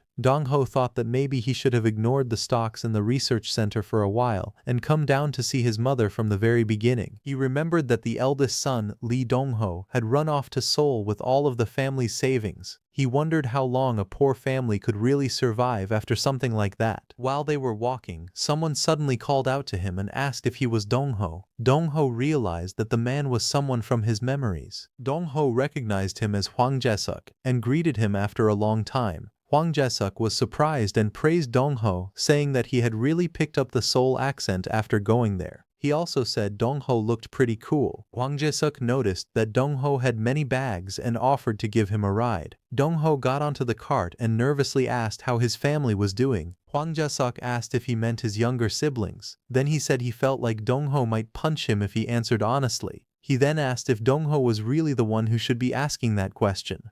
Hwang Jae-suk reminded Dong-ho that he had taken all of the family's money and run away to Seoul. Hwang Jae-suk told Dong-ho that if his parents and siblings were doing well, they would not have just let him go so easily. Dong-ho became quiet and asked if that was really true. Hwang Jae-suk said that he had also been reckless in the past, but Dong-ho was on a completely different level. He said he did not even know whether Dong-ho's parents and siblings were managing to eat properly. Dong-ho felt bitter after hearing that. He thought that maybe this was how human greed worked. People kept telling themselves to wait just a little more and do one more thing before going to the people they loved. In the end, they made those people wait too long. Dong-ho remembered that he had returned to life earlier than expected by chance. Even after that, he kept telling himself that he would do just one more thing before going to see his mother. He wanted to prepare a little more before meeting her. But as he kept moving forward like that, time passed quickly. Before he knew it, it was already June. Dong-ho lowered his head and stayed silent. Chae-hui looked at him quietly. Then Jae-suk suddenly asked Dong-ho who the woman beside him was and jokingly wondered if she was his future wife. Dong-ho became flustered and told Jae-suk that calling her his future wife was too much. He explained that Chae-hui worked with him and was an employee at his company. Then he introduced her to Jae-suk as Miss Chi and introduced Jae-suk as his old friend. Choi-hui smiled gently and greeted Jae-suk. Jae-suk laughed and said he had almost embarrassed himself. He joked that it must have been a long trip to get there. Dong-ho asked Jae-suk if he was seriously trying to use a Seoul accent all of a sudden. Jae-suk replied that in front of a beauty, he had to sound cool and talk like a Seoul guy. As they continued riding the cart, they finally reached a village. Jae-suk said they had arrived. Dong-ho looked ahead and started to speak, but then he realized something was wrong. The place in front of him was not his house. Jae-suk told Dong-ho to stop doubting and said it was obvious that this was not his house. He reminded Dong-ho that he had sold his own house, so what house could he even have left now? Then he told Dong-ho to get off the cart. From Dong-ho's memories, he knew exactly whose house this was. The house belonged to Kim In-soo, his childhood friend. Kim In-soo was the friend who had once tried to betray him after being blinded by money. He was also the one Dong-ho had beaten up before they went their separate ways. Dong-ho stood there with Cho-hui behind him, feeling confused. He wondered why they had come to this place instead of his own house. Some children outside the house noticed Dong-ho and became surprised. One of them shouted and asked if it was really Dong-ho. Then the child quickly called for Dong-ho's parents and told them that Dong-ho had come back. Dong-ho was shocked when he heard that. He realized that Kim Min-soo was taking care of not only his own mother and 8 younger siblings, but also Dong-ho's family. Dong-ho saw his parents and immediately knelt before them with his head lowered. He asked his father and mother if they had been well. His mother gently told him that he had done well and that it was good he had come back. She said that since the eldest son was now home, they should all work hard together as a family again. His father complained and asked why a woman was speaking before her husband had even finished talking. Dong-ho realized that these two were his maternal grandfather and grandmother, but in this life, they were his parents. He promised himself that this time he would be a good son and show them the love he could not show his parents in his last life. Dong-ho suddenly heard someone calling for their mother, saying that Big Brother had returned. The voice was young and unfamiliar, but Dong-ho recognized it instantly. It was the voice he had wanted to hear more than anything. It belonged to the reason he had returned to this era. Dong-ho broke down in tears. He thought of that person as someone who had always looked at him with kindness, someone who gave everything and still tried to give even more. To Dong-ho, that person was like his own personal god. Just as Dong-ho was overwhelmed with emotion, she suddenly smacked him hard on the back of the head. Dong-ho was shocked by the sudden hit and wondered why he had been slapped from behind. She was angry and upset because he had not bought her anything to eat. The girl kept complaining and asked why he had not bought her food. Nearby, Dong-ho's parents noticed what had happened and laughed a little. His mother became angry and scolded the girl. She called her a little brat and asked how she dared to raise her hand against her big brother. Then Dong-ho's mother quickly hit the girl on the head. Dong-ho's little sister cried out in pain. Meanwhile, Dong-ho turned and looked closely at the child. As he looked at her face, he became very surprised. He realized that this little girl was actually his mother when she was young. The little girl kept crying and complained that Dong-ho had promised to buy her something tasty, but then he ran away. She complained that her big brother was the one who had done something wrong, so why was everyone taking it out on her? The girl sat on the ground and cried even harder. She said she was hungry and kept repeating that Dong-ho had promised to buy her something tasty. Dong-ho looked at her crying face and became quiet. He stared at her carefully and felt emotional. Then the girl suddenly hugged him while crying loudly. Dong-ho was shocked and embarrassed as he held her. In his mind, he greeted her politely, thinking that this child was his 12-year-old mother. He felt strange and overwhelmed by the situation. Sometime later, Min-soo and his mother prepared food for everyone. When they saw that Dong-ho had bought so much meat, they became excited. They quickly prepared and cooked the meat very well. Seeing the smiles on their faces, Dong-ho became happy. Because the currency reform had caused too much chaos, normal buying and selling had become almost impossible. So Dong-ho came back with both hands full of meat. There were many people to feed. Min-soo's mother, Min-soo, and his 8 younger siblings made 10 people. With Dong-ho's parents and siblings, there were 5 more people. Altogether, it was a very large group. Dong-ho looked at everyone and thought about how Min-soo had been taking care of all of them. he realized that Minsu had carried a heavy burden for a long time. Minsu then brought food to Dongho and told him to think of it as repayment for the beating he had received. He smiled and told Dongho to eat with him and have a drink together as friends. Dongho smiled softly after hearing this. The atmosphere became warmer.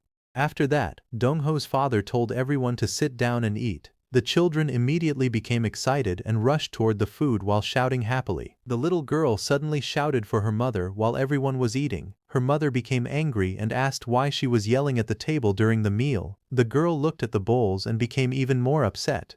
She noticed that Dongho's bowls were full of meat, while her own bowl only smelled like chicken. She complained loudly because she felt it was unfair. Dongho smiled and called the girl by her name, Gyeongsuk. He told her to switch bowls with him. The girl was surprised and asked if he really meant it. After switching bowls, Gyeongsuk became very happy. She ate the chicken leg with great excitement and told her mother that it tasted very good. She said it melted in her mouth. Dongho laughed softly as he watched her enjoy the food.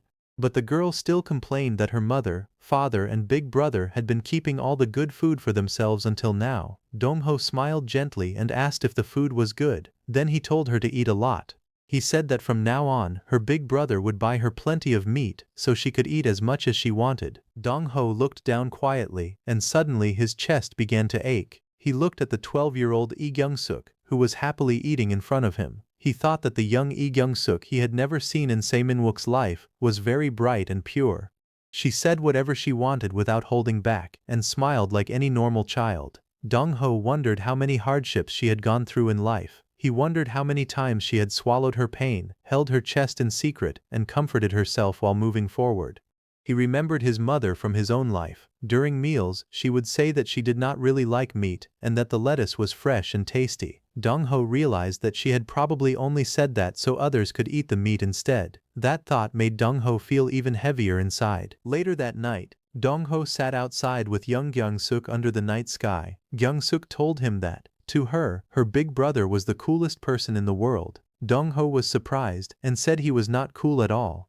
But Gyeongsuk said that her big brother was always cool, had handsome hands and was the nicest person to her. Then she looked at him and asked if he was going to become a thug. Dongho was caught off guard by her sudden question. Dongho sat with young Gyeongsuk resting on his lap. He gently asked her what she wanted him to become. He told her that whatever she said, he would do it. As he looked at her under the night sky, Dongho thought that this was the reason he had been reborn from the very beginning. It was not for some great cause, fame or success. He only wanted to make his mother happy. Dongho thought that if his mother at 12 years old wanted something from him, then no matter what it was, he would find a way to make it happen. Gyeongsuk began to say that she wanted her big brother to do what he wanted. Dongho was confused and asked what she meant. Gyeongsuk said that her big brother should do whatever he wanted. She told him that if he wanted to become a thug, then he should become a thug.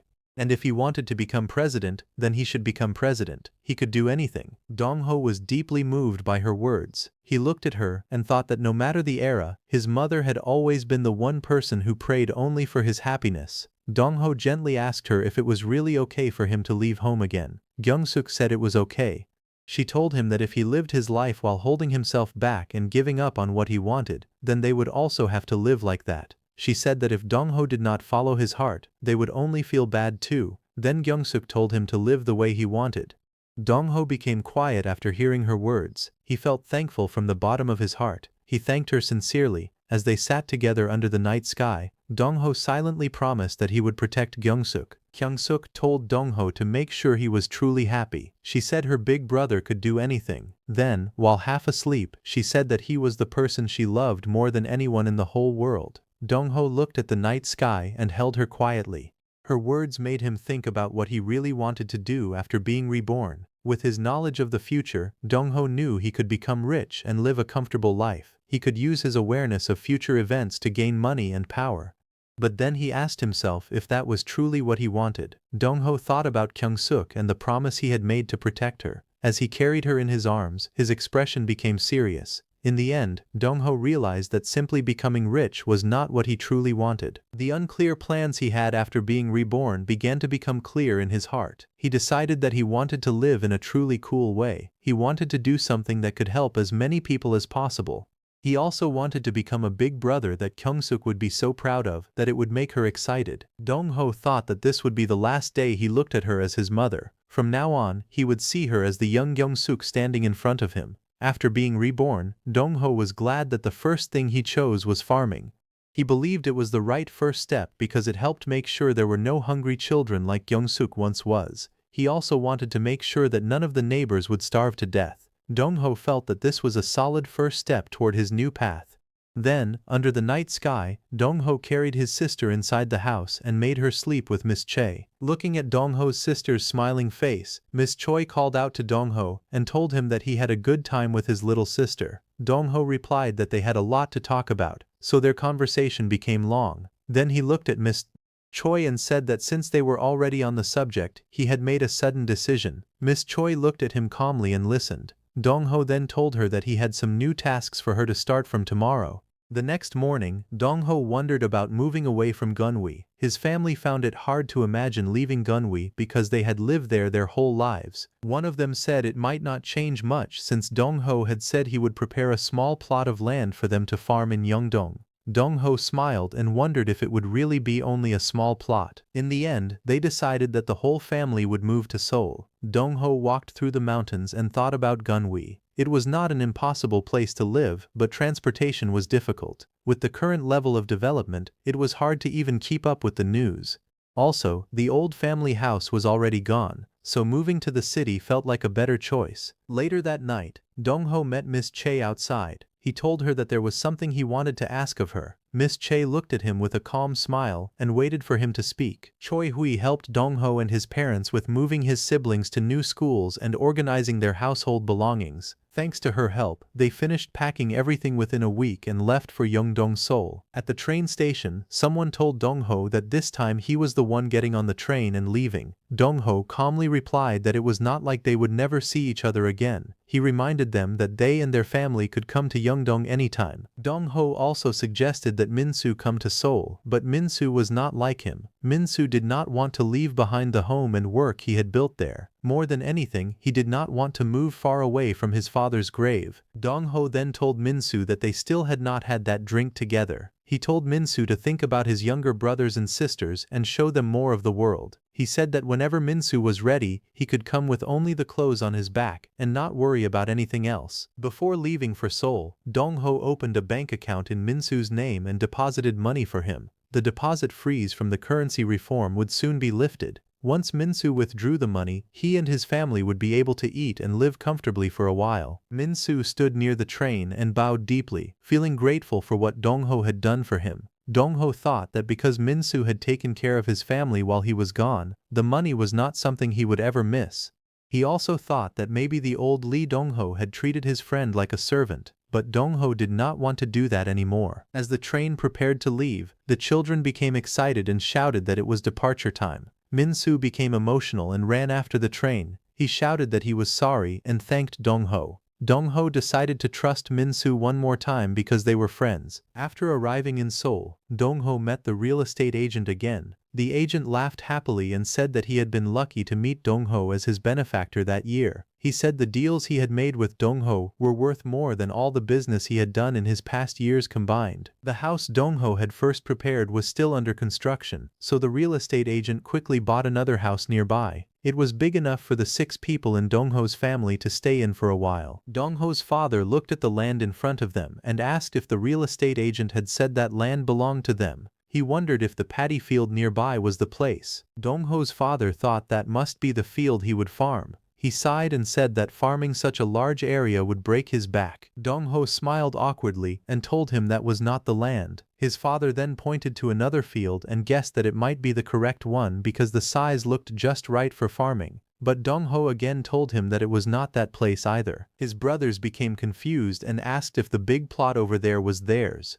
Dong-ho looked at his family and thought about how the eldest son had run away with the house deed, then returned claiming that he had earned a lot of money. However, none of them asked how much he had actually made. To them, just being able to see the family member they thought they might never see again was enough. Then Dongho showed his father the land. He told him that all the land he could see belonged to them. He said that from now on, his father would no longer have to farm alone. Dongho told his father that he would have to hire many workers to farm all the land. His father was shocked after hearing this. One of Dongho's younger brothers quietly said that he thought their big brother had gone a little crazy. Dongho heard him and immediately said that he could hear him. Later, Dongho thought back to important meetings and deals from his past life. Then time moved forward to mid-July 1962. While helping his family settle in and going back and forth between the warehouses and construction sites, time passed very quickly. Thanks to Che Hui's fast work, Dongho's siblings' school transfers were handled smoothly.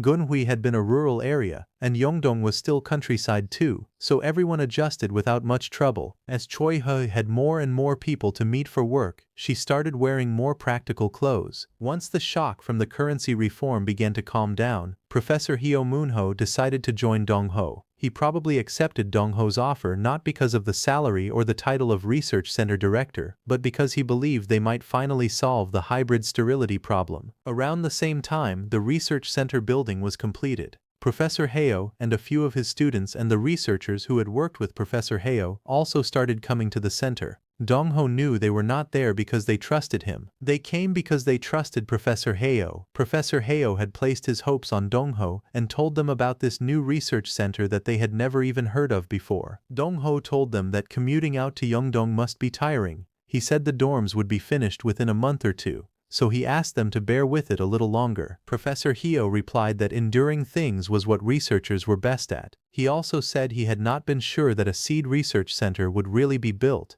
but seeing it now made him excited to work. He thanked President Lee. However, he also said that even though the top-class facilities and preparations were wonderful, every researcher there was stretching their necks and waiting for the answer. Dongho sat calmly in front of the research team. The backgrounds and resumes of the people Professor Heo had brought with him were very impressive. It started with Chief Researcher Hong Sung-gu, who had quit his post at the Ministry of Agriculture to join them. Most of the researchers were already leading scholars in Korean agriculture, and in the future, they would become the driving force behind the country's agricultural development. They were all ready to throw themselves into one clear goal, which was to increase rice yields. Because of that, Dongho decided to show them a faster path. Of course, he already knew that path. He began by talking about a wish for a rich harvest in a barren age.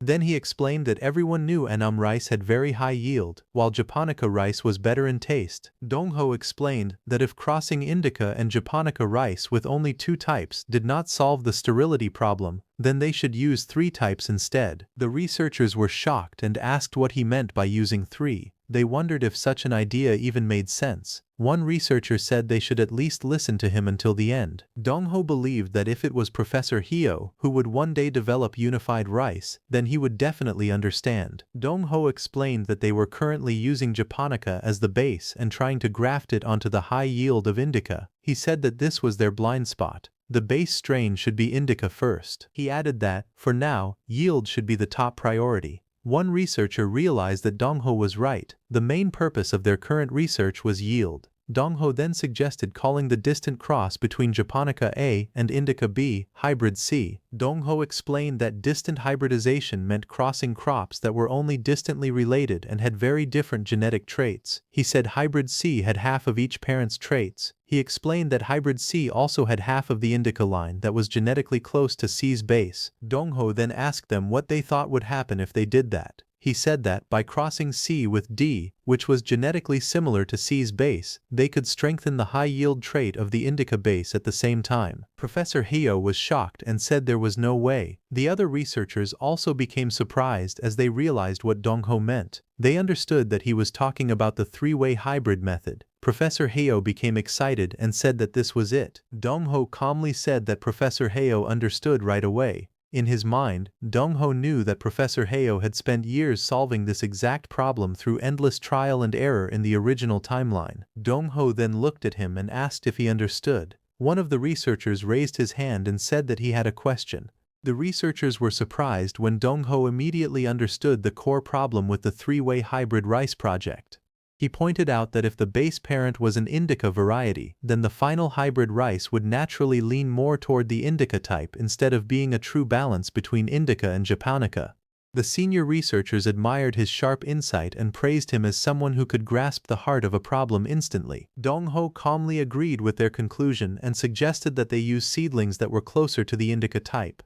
He explained that their first priority was to increase rice production, so choosing an indica-based hybrid would ensure a much higher yield. The researchers nodded in agreement, believing they had found the right solution. However, Dong-ho raised another important issue. He explained that because the hybrid was based on indica rice, its taste would be much worse than the japonica rice people were used to eating. Everyone in the room fell silent. They had been so focused on improving yield that they had completely overlooked the problem of taste. Dong-ho then explained that their real goal was not just to produce more rice. They needed to keep the high yield while improving the taste until it matched the quality of their original japonica rice. He told everyone that solving this challenge was the true mission of the research center. Inspired by Dong-ho's words, the researchers immediately began discussing ideas and reviewing their documents. After a while, one of them asked whether, now that they had understood the core concept of three-way hybridization, they should quickly develop the new seedlings, distribute them across the country, and prepare next year's rice crops as soon as possible. Dong-ho explained that if they released the current hybrid rice, its taste would be terrible. At best, it would only prove that an indica variety could grow in Korea's climate. It would not achieve anything more than that. He added that if they wanted to create a variety that truly tasted good, it would not be possible by next year because improving flavor through breeding required time. Professor Hyo quietly thought about Dong-ho's words. After a moment, he nodded and admitted that he understood. Dong-ho realized that Professor Hyo was probably wondering whether taste was really that important. Dong-ho then explained that there was a major difference in perspective between researchers, who focused on developing new rice varieties, and the ordinary people who would actually eat the rice every day. He recalled that in the original timeline, Professor Hyo eventually succeeded in creating the famous unified rice after years of hard work. It completely achieved its goal of greatly increasing rice production and became a remarkable milestone in Korean agricultural history. However, despite its success, the rice tasted so bad that even farmers eventually stopped growing it because consumers did not want to eat it. Determined not to repeat that mistake, Dong-ho told everyone that the rice they developed had to be better than that. From then on, he visited the research center every day and used all the knowledge he remembered from the future to carefully review the researchers' results, helping them avoid mistakes and improve their work. Dong-ho spent every day guiding the researchers in the right direction. Using the knowledge he remembered from the future, he helped them avoid unnecessary trial and error, allowing their research to progress much faster. He knew that the three-way hybrid method was only a breeding technique. Depending on the order of the crossbreeding and the rice strains they selected, they could create a new variety that was even better than the unified rice developed in the original timeline. However, Dong-ho reminded himself not to rush. He realized they first had to successfully develop unified rice. Only after achieving that milestone would they have the foundation needed to continue improving it further. As he thought about the next step, Dong-ho remembered that the key japonica rice strain required for unified rice was located in Japan. On August 14th, Dong-ho informed the research center that he would be traveling to Japan with Mr. Park Min-suk. He politely asked if that arrangement was acceptable. Miss Choi did not answer immediately, making Dong-ho realize that something was bothering her. He quickly figured out that she was upset because she had not been chosen to join the trip to Japan. Thinking back to their previous visit to Gunhwai, Dong-ho remembered that she had actually been the one who felt the most uncomfortable during that trip. Dong-ho thought that this would be Park Min-suk's first business trip with him, so it would also be a good opportunity to learn more about Min-suk's personality and abilities. Just then, Park Min-suk happily rushed into the room and excitedly called out to Dong-ho. He thanked him over and over, saying that because of Dong-ho, he was finally getting the chance to travel overseas. Min-suk cheerfully declared that ever since meeting Dong-ho, his entire life had changed. Meanwhile, Miss Choi sat quietly at her desk, tapping on her tablet with an unhappy expression. Seeing her reaction, Min-suk laughed awkwardly and thanked Dong-ho once again before lowering his voice. He then asked if Miss Choi was in a bad mood. Dong-ho smiled and changed the subject. Instead of answering, he asked Min-suk whether the acquisition of the oil company had gone smoothly. Min-suk immediately nodded and reported that everything had gone well. He explained that they had successfully acquired an oil company located in Yeongdong-po. Park Min-suk curiously asked Dong-ho why they had bought an oil company. He pointed out that their current business was focused on rice, and developing a new rice variety would take a long time. He wondered what an oil company had to do with their plans. Dong-ho explained that they needed another business to support them while they worked on developing the new rice variety. Hearing that, Min-suk excitedly guessed that they were planning to produce cooking oil. Dong-ho smiled and shook his head. He explained that it was not cooking oil. He revealed that there were two things he planned to bring back from Japan. One was the Japonica rice variety called Yukara, while the other would remain a secret for now. He promised to explain everything after they returned from Japan because he was not yet certain it would work. Sometime later, Dong-ho told his parents about his trip. When Kyung-suk heard this, he started crying, saying that his big brother was about to leave him behind again. Dong-ho quickly went over and comforted him, gently explaining that he was only going to Japan for a short business trip and would return soon. However, Kyung-suk continued crying. He reminded Dong-ho that he had said the same thing before, but back then it had taken him a very long time to come home. Dong-ho gently patted his little sister's head, trying to reassure him that this time would be different. However, Kyung-suk did not believe him and reminded Dong-ho that he had once promised to help him achieve everything he wanted. He asked if he had ever broken that promise or changed his mind. Dong-ho admitted that it was not because he doubted him, it was that Japan simply felt like a frightening place to him. Although he had never experienced the Japanese occupation himself, he had grown up hearing many stories about the terrible things that had happened during that time. Dong-ho smiled gently and held Kyung-suk by the cheeks. He told him that he had already made an important decision. No matter what happened, he would always put their mother first. Then Dong-ho asked Kyung-suk if he wanted to come with him to Japan. Hearing those words, Kyung-suk was immediately surprised, while their parents quietly watched the scene with gentle smiles. After hearing Kyung-suk's fears, Dong-ho asked him if he was really willing to go to Japan with him. Without hesitation, Kyung-suk declared that he would never let his big brother go there alone because he wanted to protect him. Hearing those words, Dong-ho could only smile in surprise. Dong-ho told Kyung-suk to pack his things because he would be traveling with him. Excited, Kyung-suk gathered several farming tools, including a flail, a sickle, a hoe, and a shovel. He proudly explained what each tool was, and then admitted that he had wanted to bring a gun as well but could not get one. His parents were left speechless by his strange preparations. Later, the brothers boarded a train to begin their journey. Kyung-suk innocently asked if they were going to conquer Japan, making everyone around him laugh. Dong-ho quickly reassured him that they were only taking a train and then a ship, so there was no need to think about such things. During the trip, Kyung-suk happily ate the food their mother had packed for him. Dong-ho told him that their mother had prepared it so he would not go hungry. He then handed Kyung-suk a bottle of soda and told him to drink it so the food would not get stuck in his throat. Kyung-suk eagerly drank the soda Dong-ho had given him, but the moment the fizzy drink touched his throat, he panicked. He screamed that his throat was burning and accidentally sprayed the soda everywhere. Shocked, he shouted for Mr.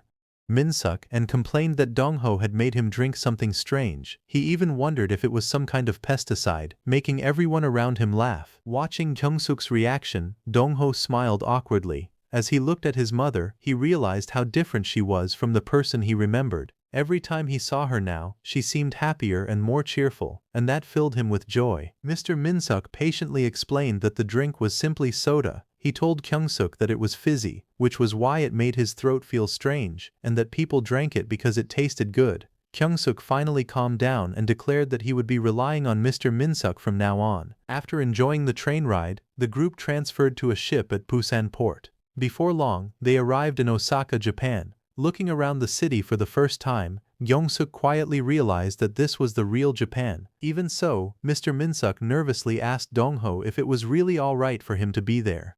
Min-suk looked around the city in silence. As his eyes landed on the familiar streets, the anger he had buried for so many years slowly returned. He admitted that it had been a long time since he had felt this angry. Min-suk looked around the city and quietly admitted that, for a country that had supposedly lost the war, Japan looked far more modern and impressive than he had expected. Seeing this, he felt angry for no real reason. He asked if it was wrong to feel that way. Lee Dong-ho replied that Min-suk was not wrong because he did not feel good about it either. Although Seo Min-wook, the body he now occupied, had never experienced the Japanese occupation, Lee Dong-ho had lived through its final years. Because of those memories, he could speak Japanese.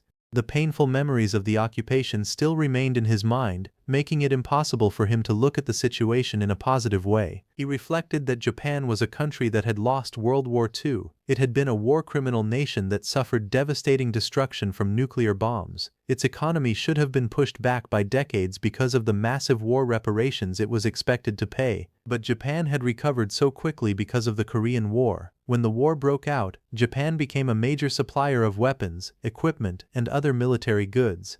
That opportunity helped the country's economy recover at an incredible speed, allowing it to grow into the prosperous nation it was in 1962. Min-suk looked around in amazement and admitted that everything was honestly shocking. He said it felt like they had entered a completely different world. Lee Dong-ho told him that they still had a long journey ahead and that for now they should focus on what they had come to Japan to obtain. As they continued walking, Kyung-suk suddenly looked around at the people on the street with a confused expression. She asked Lee Dong-ho if the people around them were really Japanese. He smiled and confirmed that they were. Kyung-suk then innocently asked why none of them had horns on their heads. Lee Dong-ho was briefly speechless before gently explaining that people did not have horns. He then told Kyung-suk that Japanese people were still ordinary people, just like Koreans. Although Japan had committed many terrible acts in the past, that did not mean they should fill their hearts with prejudice against every Japanese person. Lee Dong-ho smiled at Kyung-suk and gently called her name. He told her that instead of focusing on Japanese people, she should remember Japan as a country.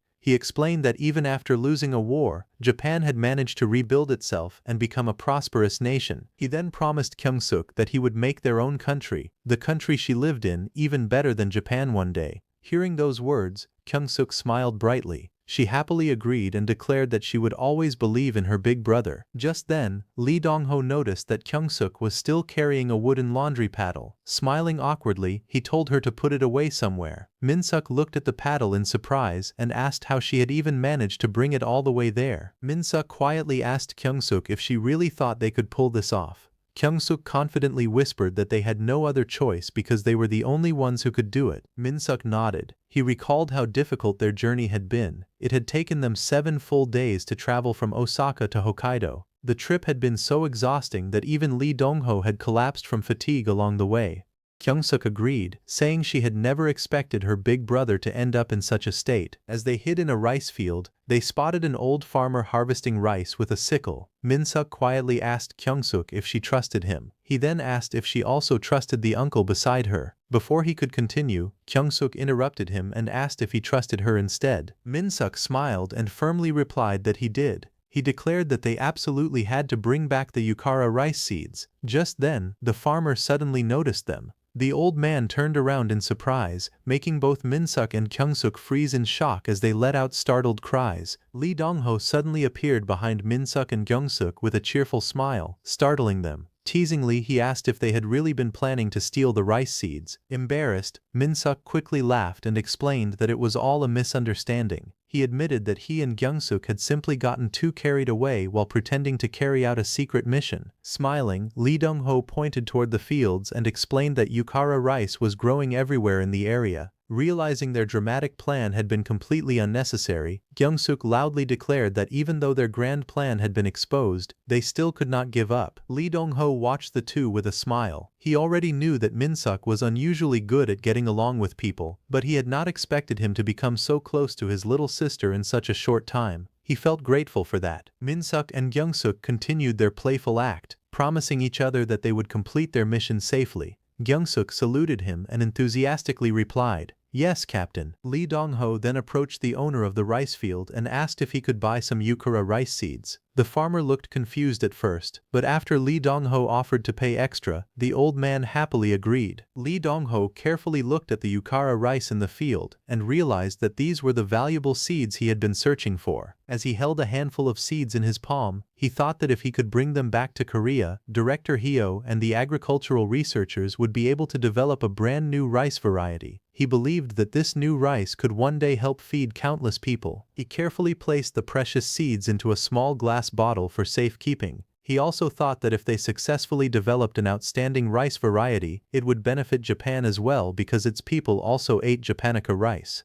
At the same time he smiled to himself, knowing that if Japan later imported the improved seeds, they would have to pay royalties. After safely storing the seeds, Lee Dong-ho smiled and announced that it was time to leave. However, Min-suk and Kyung-suk immediately protested. Kyung-suk jokingly asked if her big brother was sulking because they had enjoyed their little adventure without him. Min-suk joined in and teased him as well, saying that as the company president he should show a little more warmth. Pretending to be disappointed, he joked that he had expected better from him. Dong-ho smiled gently and told Min-suk and Kyung-suk that they had teased him enough. He then knelt in front of Kyung-suk and reassured her that everything was fine. He smiled warmly and pointed out that she was covered in dirt, even on her cute little face. As he gently wiped the dirt from her cheek, Kyung-suk giggled happily. A moment later, Kyung-suk excitedly ran toward Min-suk and asked him to give her backpack back. Watching her cheerful smile, Dong-ho realized that he had never imagined his mother could laugh, smile, and chat so happily. Seeing her enjoy herself filled him with happiness. As they prepared to leave, Dong-ho thought that obtaining the Yukara seeds had been much easier than he had expected. However, he knew that taking the seeds out of the country would be much more difficult because it would be considered smuggling. He decided to worry about that problem later. For now, he still had another important goal to complete, and he knew it would be even more difficult than the first. While they were walking, Min-suk curiously asked where Saitama was and why they were going there instead of returning home. Kyung-suk also looked at Dong-ho with curiosity and asked if they were not heading back to Korea yet. Dong-ho smiled and told the others that before returning home, there was one more place he wanted to visit. As they arrived at a small shop, Dong-ho thought to himself that the Yukara early maturing japonica rice was the first cotton seed Mokwon had brought him. Now, he believed he had found the second cotton seed, another important item that could change the future. The three entered the shop, and Dong-ho politely greeted the owner. He asked if the shop had instant ramen. After the owner showed it to him, Dong-ho apologized for the unusual request and asked if they could cook and eat the ramen there. He assured the owner that they would pay generously. Soon the shop owner prepared 3 steaming bowls of ramen for them. As Min-suk and Kyung-suk looked at the unfamiliar food, they asked Dong-ho what it was. Kyung-suk curiously asked if it was noodles. Smiling confidently, Dong-ho told them not to worry and simply try it first. Kyung-suk looked at the bowl of noodles uncertainly and asked Dong-ho if it was really good. Dong-ho smiled confidently and assured her that it was. He told both Kyung-suk and Min-suk to stop worrying and simply taste it. Min-suk picked up the noodles but hesitated. He commented that the ramen smelled a little fishy. Even so, he and Kyung-suk finally took a bite. Meanwhile, Dong-ho thought that the moment Min-suk and Kyung-suk tasted it, both of them would be stunned. Their eyes would widen in surprise at how delicious it was. He expected them to ask what kind of food it was because they had never tasted anything like it before. He also expected Min-suk to ask if this was what they had come to Saitama to find. He believed Min-suk would think that this incredible food was the reason for their trip. Dong-ho smiled with satisfaction just thinking about it. However, he suddenly noticed Min-suk. After taking a bite, Min-suk's expression suddenly changed. Looking at him, Dong-ho frowned and asked if it was too salty. Confused, Min-suk looked at Dong-ho and asked if this was really supposed to be considered delicious. Kyung-suk frowned after another bite and complained that the noodles felt incomplete without kimchi. She wondered why the restaurant did not serve kimchi with them. Dong-ho quietly watched their reactions and wondered why they were acting that way. He assumed it was probably because it was their first time eating ramen. As he prepared to take a bite himself, something suddenly caught his attention. His expression changed, and after tasting the broth again, he immediately spat it out in disgust. Covering his mouth, Dong-ho finally realized what was wrong. He thought to himself that this was what Japanese ramen had tasted like during that time period. It was very different from the ramen he knew in the future, which explained why the flavor was so strange. After tasting the noodles again, Dong-ho finally understood why they felt so strange. He realized that this was exactly what instant ramen had tasted like in 1962. The broth was far too salty, and the noodles were much too greasy.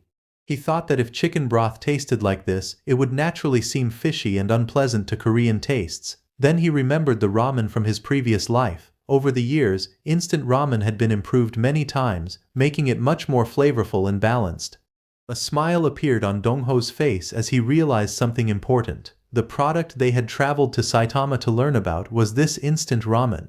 Min-suk and Kyung-suk stared at him in surprise. Kyung-suk nervously pointed at the bowl and admitted that the noodles tasted really bad. She wondered if that was actually acceptable. Dong-ho turned to Min-suk and asked for his opinion. Min-suk quietly thought about it, trying to understand what Dong-ho was seeing. Min-suk carefully explained his thoughts. From the moment Dong-ho bought the small packet and asked the restaurant to cook it, less than 10 minutes had passed. Yet in that short time, the three of them had each finished an entire bowl of noodles, not just a few bites. He also pointed out that the portion size did not feel too small, although he knows Japanese food often did not match Korean tastes. However, if they could change the recipe to suit Korean preferences instead, and learn the production technique properly, they could always improve the flavor later. Hearing that, Dong-ho immediately understood what Min-suk had been thinking. Dong-ho smiled to himself, feeling that bringing Min-suk along had been the right decision. Dong-ho agreed completely. He said that if they could improve both the flavor and the price, the product could easily replace a full meal for many people. After making up his mind, Dong-ho packed his things and left with Min-suk and his younger sister. The three of them set off together for Saitama, Japan. Meanwhile, Dong-ho spent his free time studying everything he could about instant ramen. He read books while eating bowl after bowl of noodles so he could understand the product better. During his research, he learned that the founder of Nissin Foods, Momofuku Ando, a Japanese businessman of Taiwanese origin, had created the world's first instant ramen, chicken ramen, in 1958. The product became an enormous success and helped Nissin Foods grow rapidly. He also discovered that Jun Jung-yoon, the chairman of Samyang Industrial, had once visited Momofuku Ando to learn the instant noodle business. However, Ando had refused to share his technology. The person who eventually transferred instant noodle technology to Samyang Industrial was actually one of Nissin's biggest rivals at the time. Dong-ho remembered that the person who had helped Samyang obtain instant noodle technology was Kiyosumi Okoi of Myojo Foods. Since he already knew the future, he decided to meet Kiyosumi Okoi before Samyang could reach him. He recalled that Samyang had originally launched its first instant ramen in August 1963. Even after considering the time needed to transfer the technology, he knew that meeting Kiyosumi Okoi now would still put him ahead of Samyang. As the train continued towards Saitama, his younger sister looked out the window and asked if they would one day be able to live as comfortably as the people around them. Dong-ho smiled and confidently told her that they would live an even better life than that. His younger brother added that if Dong-ho wanted something, he would surely make it happen. Hearing those words, the younger sister finally understood why her older brother had been working so hard. She nodded with determination, and Dong-ho smiled quietly. After arriving in Saitama, the three of them found a place to stay and unpacked their luggage. Without wasting any time, Dong-ho then headed straight to Myojo Foods. After arriving at the Myojo Foods Arashiyama plant, Min-suk were amazed by the enormous factory. Looked around in surprise, he exclaimed that it was huge. Dong-ho entered the reception area and politely introduced himself as Lee Dong-ho from Yeongdong Foods in Korea. He then explained that he wanted to meet the company's president, Kiyosumi Okoi. The receptionist asked whether he had an appointment. Dong-ho awkwardly admitted that he did not, but he sincerely hoped to meet President Okoi. As expected, the receptionist apologized and explained that meeting the president without an appointment would be difficult. The receptionist smiled and picked up the telephone, and politely asked if he could wait in the lobby for a while. Hearing this, Dong-ho became surprised. While waiting in the lobby, he thought that no one had asked them to leave. He wondered if that meant they might actually get a chance to meet President Kiyosumi Okoi if they waited long enough. As he sat there, Dong-ho remembered that, in the original history, Samyang's chairman Jun had successfully met President Okoi. However, he reminded himself that he was not Chairman Jun, so there was no guarantee the same thing would happen. His companion quietly asked whether simply waiting would really allow them to meet the president. Dong-ho admitted that he did not know. Since they had arrived without an appointment, all they could do was wait patiently and hope for an opportunity. Not long afterward, the receptionist walked over and called Dong-ho's name. She smiled and informed him that President Okoi had agreed to meet him and that she would lead him to the president's office. Dong-ho and his companion were both stunned. They had expected to wait for hours, but they were invited in almost immediately. Still surprised, Dong-ho followed the receptionist and entered President Okoi's office. President Kiyosumi Okoi welcomed Dong-ho warmly and greeted him with a smile. He noted that Dong-ho had come all the way from Korea. Dong-ho politely introduced himself as Lee Dong-ho from Yeongdong Foods in Korea. In return, the older man introduced himself as Kiyosumi Okoi, the president of Meijo Foods. The two men shook hands, and Dongho immediately noticed how polite and respectful Okoi was. Nothing about his kindness felt fake or forced. Okoi then invited Dongho to sit down, treating him like an honored guest. Seeing such sincere hospitality from someone he had never met before surprised Dongho. He had not expected such a warm welcome, especially as a visitor from Korea. After taking his seat, Dongho looked at Okoi with curiosity. Unable to understand why he had been treated so kindly, he finally asked why President Okoi had been willing to meet him. President Okoi smiled and asked Dongho what he meant by his question. Dongho calmly explained that he simply wanted to know why Okoi had agreed to meet him in person. Okoi replied that meeting Dongho was only natural. Hearing that, Dongho assumed that Okoi already knew the real reason for his visit. Okoi laughed and said he could make a good guess. Although he remained friendly and polite, Dongho became even more cautious. He wondered what was hidden behind Okoi's warm attitude. Since Okoi already had an idea, Dongho decided not to hide his purpose any longer. He spoke honestly and said that he wanted to ask President Okoi for a favor. Still smiling, Okoi took a sip of his tea and asked what kind of favor Dongho wanted. He politely requested that Dongho explain his request clearly and in detail. Dongho spoke honestly about his request. He said that Yeongdong Foods wanted Meijo Foods to transfer its ramen manufacturing technology. He also hoped to negotiate a deal to purchase the necessary machinery and equipment. To Dongho's complete surprise, President Okoi smiled and agreed immediately. He simply said they could do it. Shocked by such an easy answer, Dongho could hardly believe what he had just heard. Wanting to make sure there was no misunderstanding, Dongho asked whether the agreement also included the secret method for making the ramen soup base. Okoi nodded without hesitation and replied that the soup base was the heart of the product, so it naturally had to be included. Still confused, Dongho asked why President Okoi had made such an important decision so quickly. Okoi smiled and laughed softly before explaining his reason. He said that when he first heard visitors had come all the way from Korea, he simply wanted to invite them in. He believed they must have had a long and difficult journey, so the least he could do was welcome them politely before sending them on their way. President Okoi explained that this had been the only thing on his mind as he walked back to his office. On the way, he noticed the young girl who had come with Dongho and became curious about her. He asked Dongho if the girl was his daughter. Dongho quickly shook his head and explained that she was actually his younger sister. After hearing that, President Okoi quietly repeated that she was his sister. His expression turned nostalgic as he revealed that he had once had a younger sister who was about the same age. Hearing those words, Dongho was completely stunned. He looked at President Okoi in surprise, realizing there was a personal reason behind the kindness he had shown from the very beginning. President Okoi admitted that he had struggled with the decision for quite some time. He kept asking himself whether it was right to make such an emotional business decision simply because he still carried that painful memory in his heart.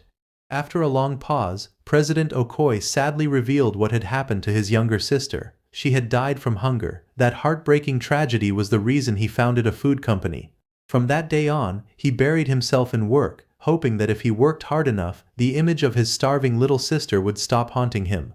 After hearing the story, Dongho quietly said that he understood. President Okoi then changed the topic and asked if Korea was struggling because of the war. He said Japan had gone through the same hardships after losing the war, and he understood how difficult those times could be.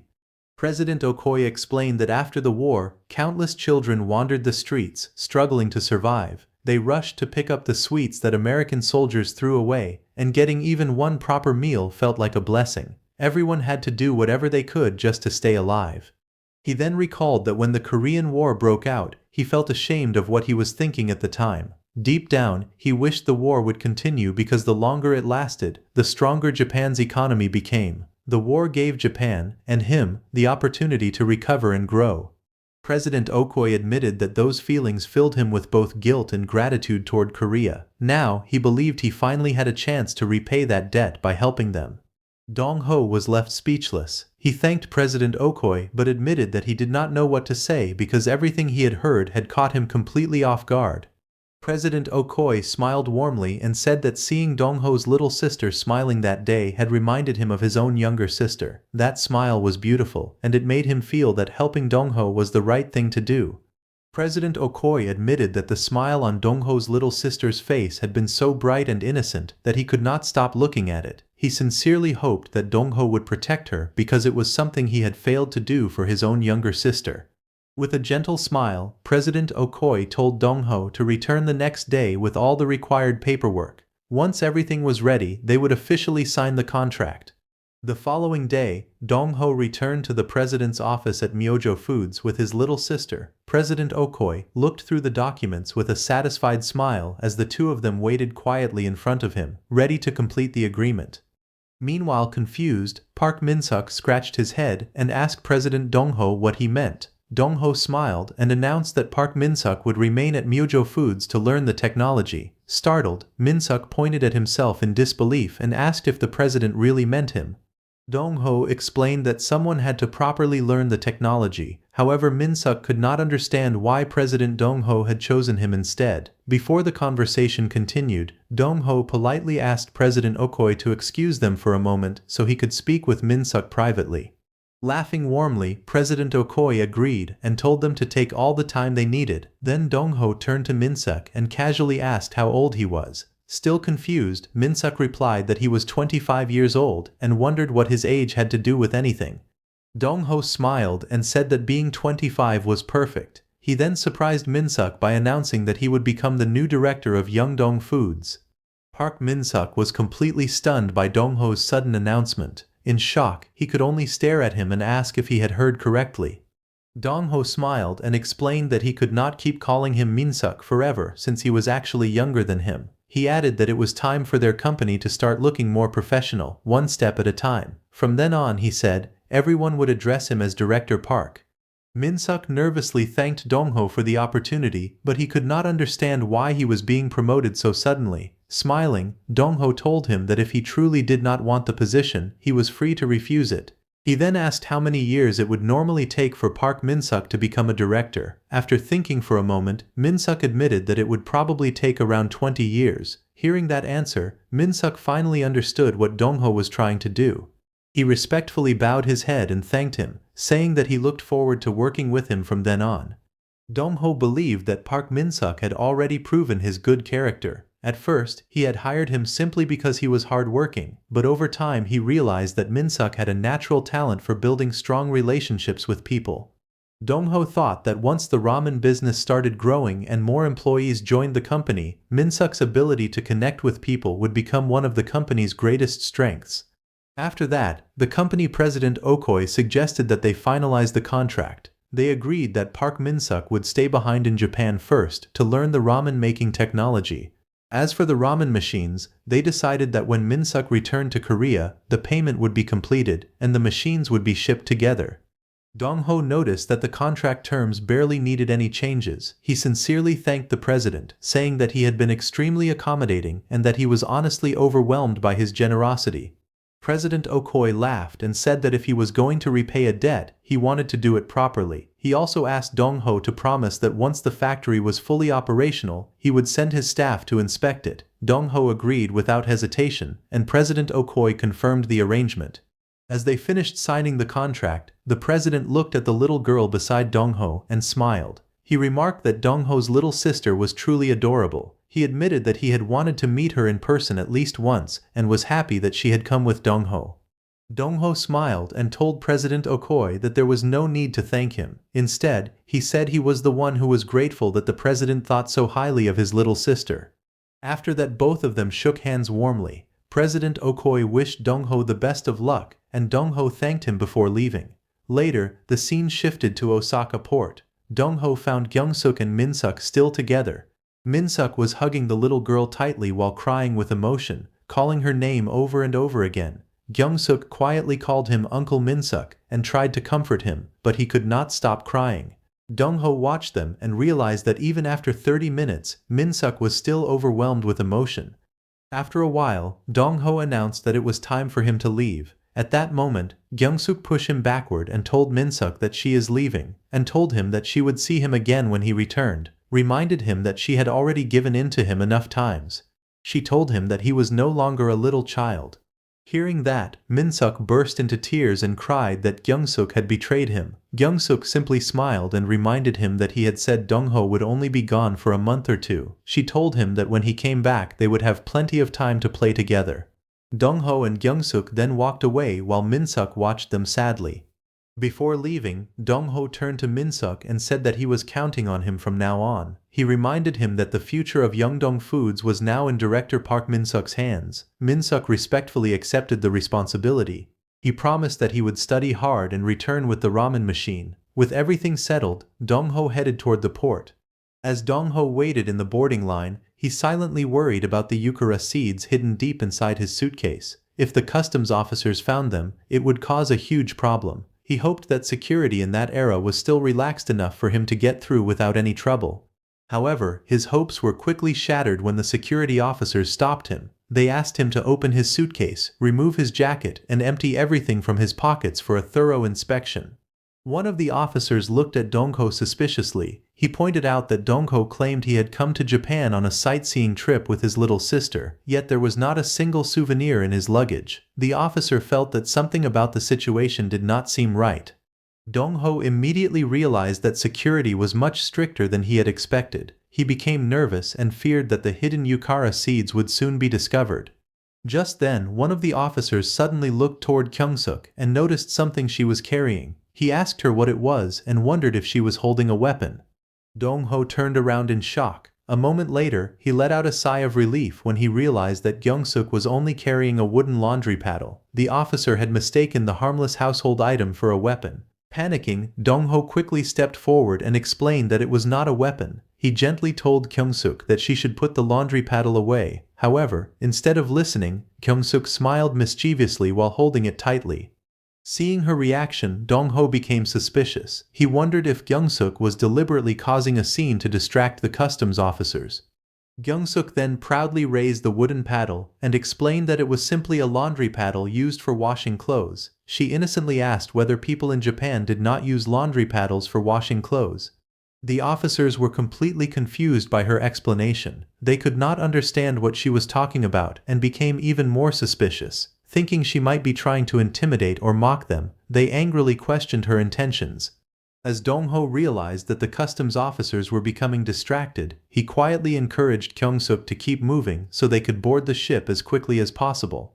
Seeing the situation, one of the other Korean passengers stepped in to defend them. He questioned the officers, asking if they were really treating a little girl suspiciously just because she was carrying a laundry paddle. He then asked if they were discriminating against them simply because they were Korean. Dongho quickly supported the explanation. He calmly told the officers that his little sister often helped with the laundry, which was why she had brought her laundry paddle all the way to Japan. He also reminded them that no one had questioned the paddle when they entered the country. After giving the explanation, Dongho politely apologized for the inconvenience. He said that if there were no other problems with their belongings, they would leave immediately. Although still annoyed, one of the customs officers decided to let them go. He impatiently told them to gather their things and leave. Dongho quickly picked up the suitcase and prepared to walk away with Gyeongsuk. Just as they started leaving, one of the officers suddenly called out for them to stop once again. He said they could not allow the laundry paddle to leave with them and announced that it would be confiscated. Soon after, Dongho and Gyeongsuk successfully boarded the ship. Standing on the deck, Gyeongsuk looked at the endless blue ocean with sparkling eyes. She excitedly said that the sea was incredibly blue and that it looked amazing. Watching her excitement, Dongho smiled warmly. He told Gyeongsuk that, to him, she was even more impressive than the beautiful sea. He praised her for thinking so quickly and pulling out the laundry paddle at exactly the right moment, which had helped them avoid a much bigger problem. Gyeongsuk smiled proudly and reminded Dongho that she had promised to protect him. She happily said that she had simply done what she had promised. As the ship continued across the ocean, Gyeongsuk leaned over the railing and admired the endless water. She excitedly called out to Dongho, saying that the sea was enormous. Looking at her cheerful face, memories from his previous life filled his mind. He remembered that in his past life, their mother had unknowingly raised an ungrateful son, but in this life, Gyeongsuk had become the one protecting her older brother instead. Looking at her cheerful face, he silently thought that their mother had always been kind and loving. Whether in his previous life or this one, her heart had always been as vast as the endless sea. Sometime later, Dong-ho arrived at a research institute and met President Lee. The researchers warmly welcomed him and thanked him for everything he had done. President Lee humbly replied that it was nothing. One of the researchers then asked whether he had managed to obtain the early maturing japonica rice seeds. Dong-ho took out a small bottle filled with rice seeds, but before he could hand it over, a researcher explained that the Yukara rice had already been claimed by chief researcher Kim Dae-hee. Hearing that, Dong-ho laughed and said he had been a step too late. Even so, he was happy that they had managed to obtain the seeds at all. Smiling, Dong-ho modestly said they could simply call it luck if they wanted. President Lee, however, disagreed. He replied that if it really was luck, then meeting Dong-ho felt like something that heaven itself had arranged. Professor Hyo carefully examined the rice seeds and quickly realized how valuable they were. Looking at them, he felt as if years of trial and error had been skipped in a single moment. He believed the seeds had brought them much closer to developing a completely new high-yield rice variety. The researchers explained that by using an early maturing japonica rice and adjusting its growing period to express indica traits, they could create the perfect combination through the Yukara rice. Everyone became excited because they knew this breakthrough would allow many new projects to move forward. With a clear goal now in mind, President Lee set the company's direction for the future. Following his leadership, the employees immediately began working toward that goal. They realized they needed more people, so they posted hiring notices, recruited new workers, and assigned them to the areas where they were needed most. At the same time, Dong-ho paid special attention to the oil pressing plant in Yeongdeung-po that they had recently acquired. He knew it would play an important role in the company's future plans. By the time Dong-ho realized it, September was already coming to an end. Yeongdeung Foods had also reached the final stage of its transformation into a true food company. He believed that once Park Min-suk safely returned from Japan with the ramen machines, they would be ready to begin production immediately. Everything had to be fully prepared before that happened. Soon after, Dong-ho visited the Yeongdeung Foods factory. As soon as he entered, the plant manager, Kim Chun-sam, warmly greeted him and welcomed him with great respect. Dong-ho asked whether it was the first working day for the newly hired employees. Kim Chun-sam smiled and confirmed that it was. Kim Chun-sam had spent many years working at the former oil company before joining Yeongdeung Foods. Following Dong-ho's instructions, Min-suk had successfully acquired the oil processing plant in Yeongdeung-po. However, Min-suk asked Dong-ho if buying an oil processing company really had anything to do with their food business. Dong-ho smiled and explained that the reason was actually very simple. He said that the most important part of making instant ramen was the oil frying process. After the noodles were made from flour dough, they had to be deep-fried in oil to remove moisture and preserve them. That was why securing a reliable oil processing facility was so important. Once Park Min-suk successfully brought the ramen machines back from Japan, everything else would be ready. The former oil company, now renamed Yeongdeung Foods, would become the foundation of their future ramen business. As he looked around the factory, he suddenly fell silent. His eyes landed on the workers around him. Their worn-out clothes reflected the hardship and exhaustion they had endured since the war. Some of the young workers looked only 3 or 4 years older than his younger sister. Seeing their tired faces and difficult lives, Dong-ho could not help but feel sorry for them all. He also wondered if it was really right to put these exhausted people to work. However, Miss Chae-hui reminded him that many people had gathered there because they wanted to work with the company. Hearing that made Dong-ho realize that he had been looking at the situation the wrong way. He stepped forward and warmly welcomed everyone. Introducing himself as Lee Dong-ho, the president of Yeongdeung Foods, he looked at the crowd and understood that every person standing before him represented an entire family. They had come prepared to work hard and fight for a better life. In Dong-ho's eyes, they were not just workers, they were the strong and dependable heroes of their families. Dong-ho looked at the workers standing before him and spoke honestly. He said that he knew everyone had come there to earn money, so he would not waste their time with a long speech. Instead, he confidently declared that Yeongdeung Foods would succeed. He promised that when the company became successful, every employee would share in that success. As he looked at the crowd, Dong-ho realized something important. He was not doing them a favor by giving them jobs. In reality, without their hard work and support, he would never be able to build the company. They were just as important to his dream as he was. Filled with sincerity, Dong-ho bowed deeply to everyone and asked them to help him build the company. He humbly requested that they work together with him and support Yongdong Foods. At that moment, Dong-ho felt ashamed that he had looked at them with pity, even for a second. The workers were not helpless people waiting to be saved. They were determined individuals who wanted to work hard for a better future. The employees were deeply moved by his words. Some admired how humble and sincere their new president was, while others enthusiastically promised to do their best. Meanwhile, Professor Hao and his team focused all their efforts on developing a new high-yield rice variety at the Yongdong Agricultural Research Center. They combined the Yukara rice that Dong-ho had brought back with Taichung no Fawan, a traditional Taiwanese rice variety. After successfully identifying the best breeding formula, Dong-ho suggested that they quickly move on to the next stage, which was improving the rice's flavor. The lead researcher agreed that the project was progressing much faster than expected, and said there was not much work left before it was complete. He then asked President Lee if they could continue their discussion in his office. Once they were inside, the researcher explained that he had recently received an important phone call. The callers wanted to confirm that his transfer to a private research center was truly for the benefit of the nation. However, instead of asking many questions, they simply informed him of the transfer date.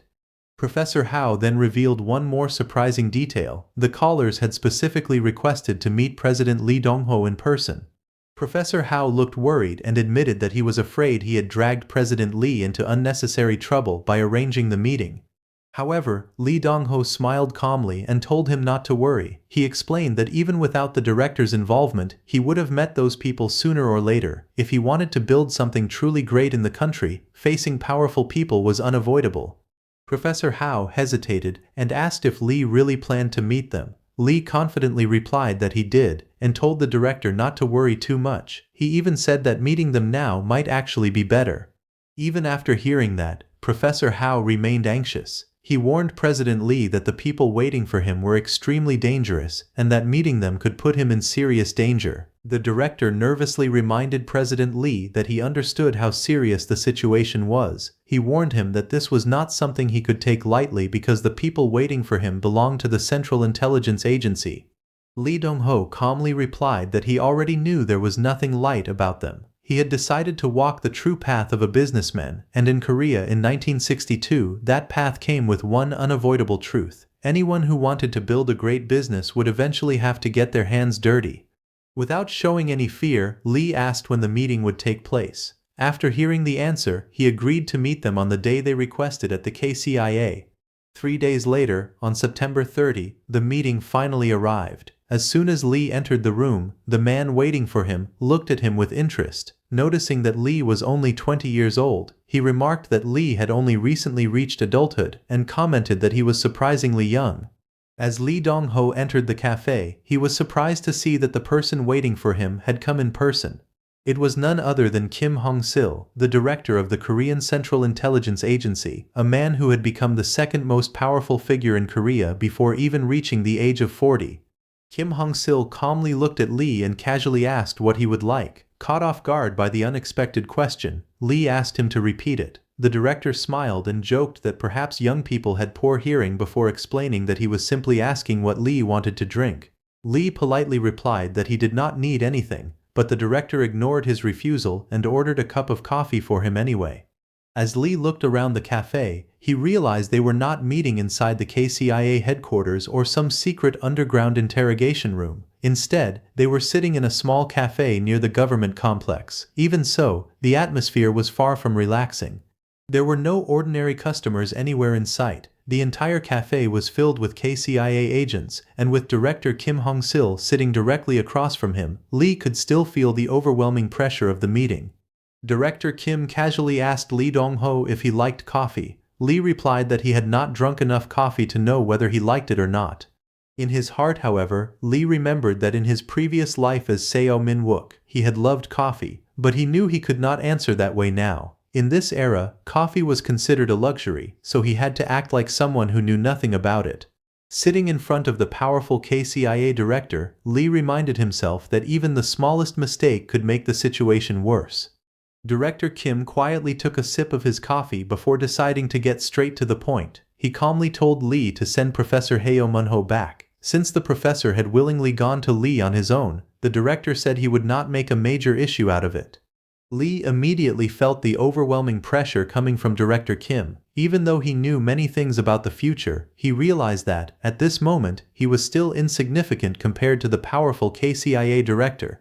Knowing one wrong sentence could change everything, he carefully thought about every word before speaking. After a brief silence, Lee looked at Director Kim and firmly said that he could not send Professor Hyo Munho back.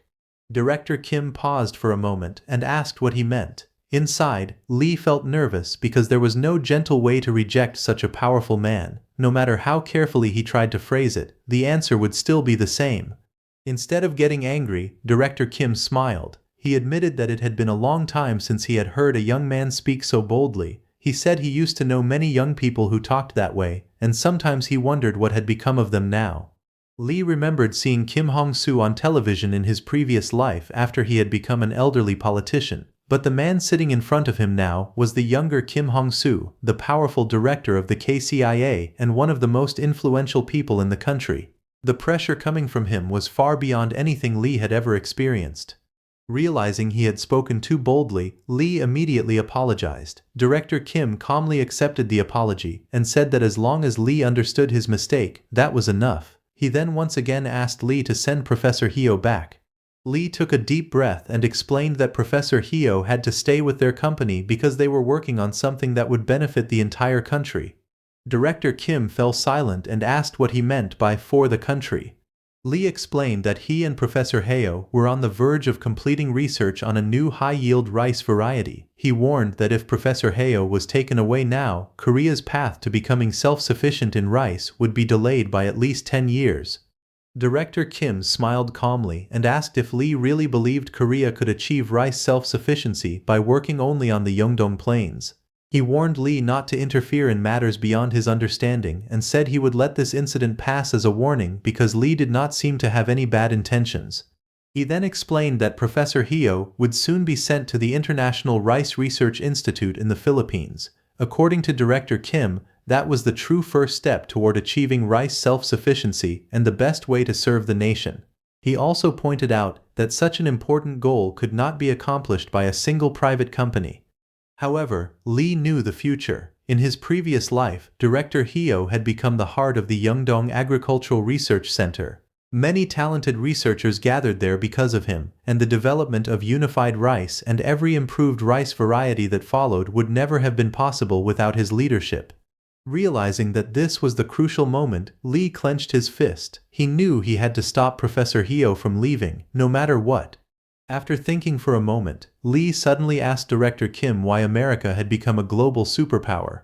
Director Kim looked at him with confusion, wondering where the question had come from. Lee then answered his own question. He explained that America became powerful because it was a free democracy. He added that within that freedom, private companies stepped in to do what the government alone could not, filling the nation's gaps and driving its growth. Director Kim listened quietly before asking if Lee was claiming that private companies could sometimes do a better job than the government. Lee calmly shook his head. He explained that both the government and the private sector had their own responsibilities. Each had different roles, and both were important in their own way. Director Kim frowned and asked if Lee was trying to lecture him. Lee immediately denied it. He said he was only trying to say that his company could accomplish this task. Hearing that, Director Kim's expression turned cold. He warned Lee that he had only allowed him to speak because he was young and inexperienced. He reminded Lee that he clearly did not understand who he was talking to. Even so, Lee did not back down. Looking straight at Director Kim, he confidently declared that he could speed up Korea's path to rice self-sufficiency. The bold statement instantly enraged Director Kim. He shouted that such a decision was not for Lee to make. The room fell silent. The bodyguards standing nearby immediately became alert, while Lee remained seated, refusing to be intimidated despite the overwhelming pressure in the room.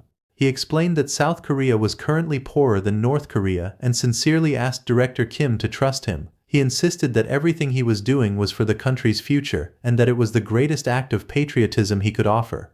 Those words instantly enraged Director Kim. He exploded in anger, shouted at Lee for mentioning North Korea, and demanded to know what he had just said. Before Lee could react, one of the bodyguards grabbed him by the head and slammed him face first onto the table. The dishes and cups scattered across the table as the guards pinned him down. Standing over Lee, Director Kim coldly declared that Professor He's rice research was already close to success. He argued that the government only needed to take over the research and complete the remaining work themselves. With complete confidence, Director Kim declared that that was the true meaning of patriotism. Even while being pinned to the table, Lee refused to give up. Through the pain, he shouted that he had to be the one to continue the research. He explained that the current rice was only the first step, and that there was still a long way to go before the project was truly complete. As the bodyguards continued beating him, Lee desperately tried to explain that every region needed different kinds of rice. New varieties had to be developed to resist pests and diseases, and people would only accept them if the rice also tasted good. However, Director Kim ignored every word. He watched coldly as the bodyguards repeatedly punched and kicked Lee while he struggled to finish his explanation. Even after being beaten to the ground, Lee continued insisting that the research required much more work. Finally, Director Kim ordered the bodyguards to stop and let Lee go. Looking down at the bruised young man, he asked one last time if Lee truly believed that he alone had to complete the research. Slowly pulling himself up with blood on his face, Lee smiled despite his injuries. Without any hesitation, he answered that yes, he had to be the one to do it. Even after being beaten badly, Lee looked straight at Director Kim and calmly said that this was the only way he could truly serve his country. He added that Director Kim also had his own way of serving the nation. Director Kim frowned in confusion and asked what kind of person Lee really was. Wiping the blood from his face, Lee explained that if he handled the project himself, everything would move much faster. At the same time, he understood that the government could not simply wait until every rice strain had been fully perfected before taking action. Hearing this, Director Kim narrowed his eyes and questioned how Lee could be so certain. Lee smiled despite his injuries and replied that he had a way to buy the government enough time while he continued improving the rice. Curious, Director Kim stepped closer, grabbed Lee by his torn shirt and demanded to hear this so-called plan that could buy them more time. Lee explained that creating a new rice variety was only the first step. After that, the seeds had to be distributed to farmers, the crops had to be grown and harvested, and finally turned into food. The entire process took a long time, and relying on only one rice variety would be far too dangerous.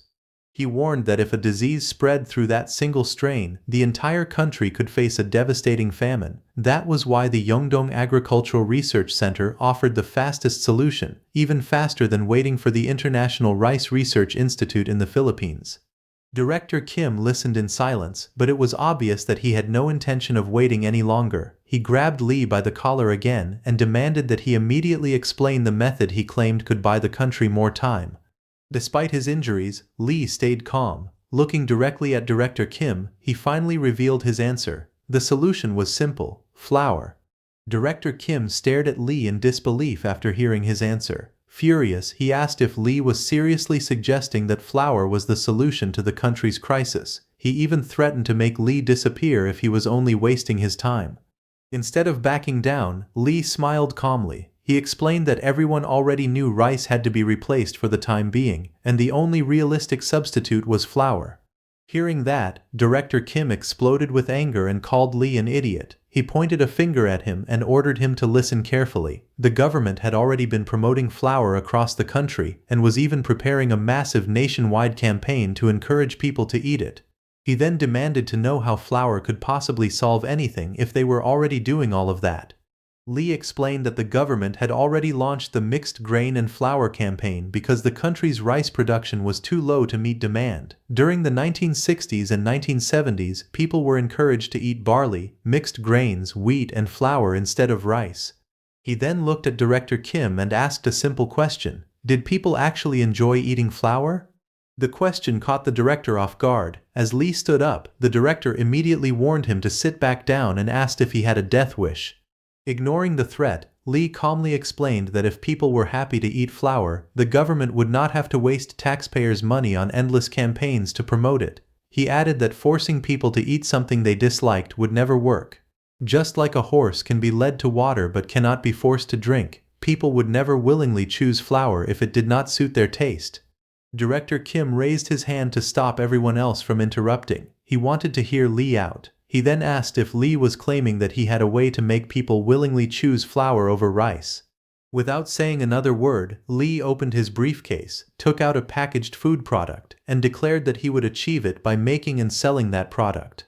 The story then shifted to September 29th, one day before Lee met director Kim Hong-soo. On that day, director Park Min-suk arrived at Yeongdong Foods to meet the company's president. Lee welcomed him with incredible enthusiasm.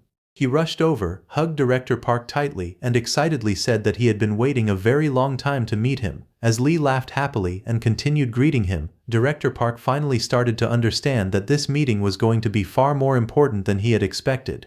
As promised by President Okoye, all of the ramyeon-making machines arrived safely and in perfect condition. While the workers carried the equipment inside, director Park asked about the sample ramen soup. He immediately corrected him, saying it was no longer called ramen.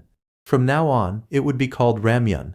Director Park quickly corrected himself and then asked why he had added red pepper powder and garlic powder to the sample soup. He smiled and said he needed to let someone important taste it as soon as possible. In the present, Lee prepared a fresh bowl of steaming ramyeon and served it to Director Kim. As Director Kim looked at the noodles, he curiously asked if this was the new ramyeon. Lee confirmed that it was. Director Kim then asked if it was made from wheat flour, and Lee nodded, explaining that it was. Still confused, Director Kim looked at the bowl and remarked that if it was made from wheat flour, then it was basically just ordinary noodles.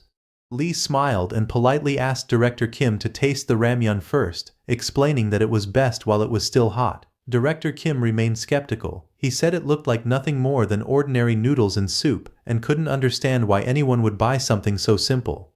Even so, he picked up his chopsticks and took a bite. The moment he tasted the noodles, his expression changed. He quickly took another bite, then another, unable to stop eating.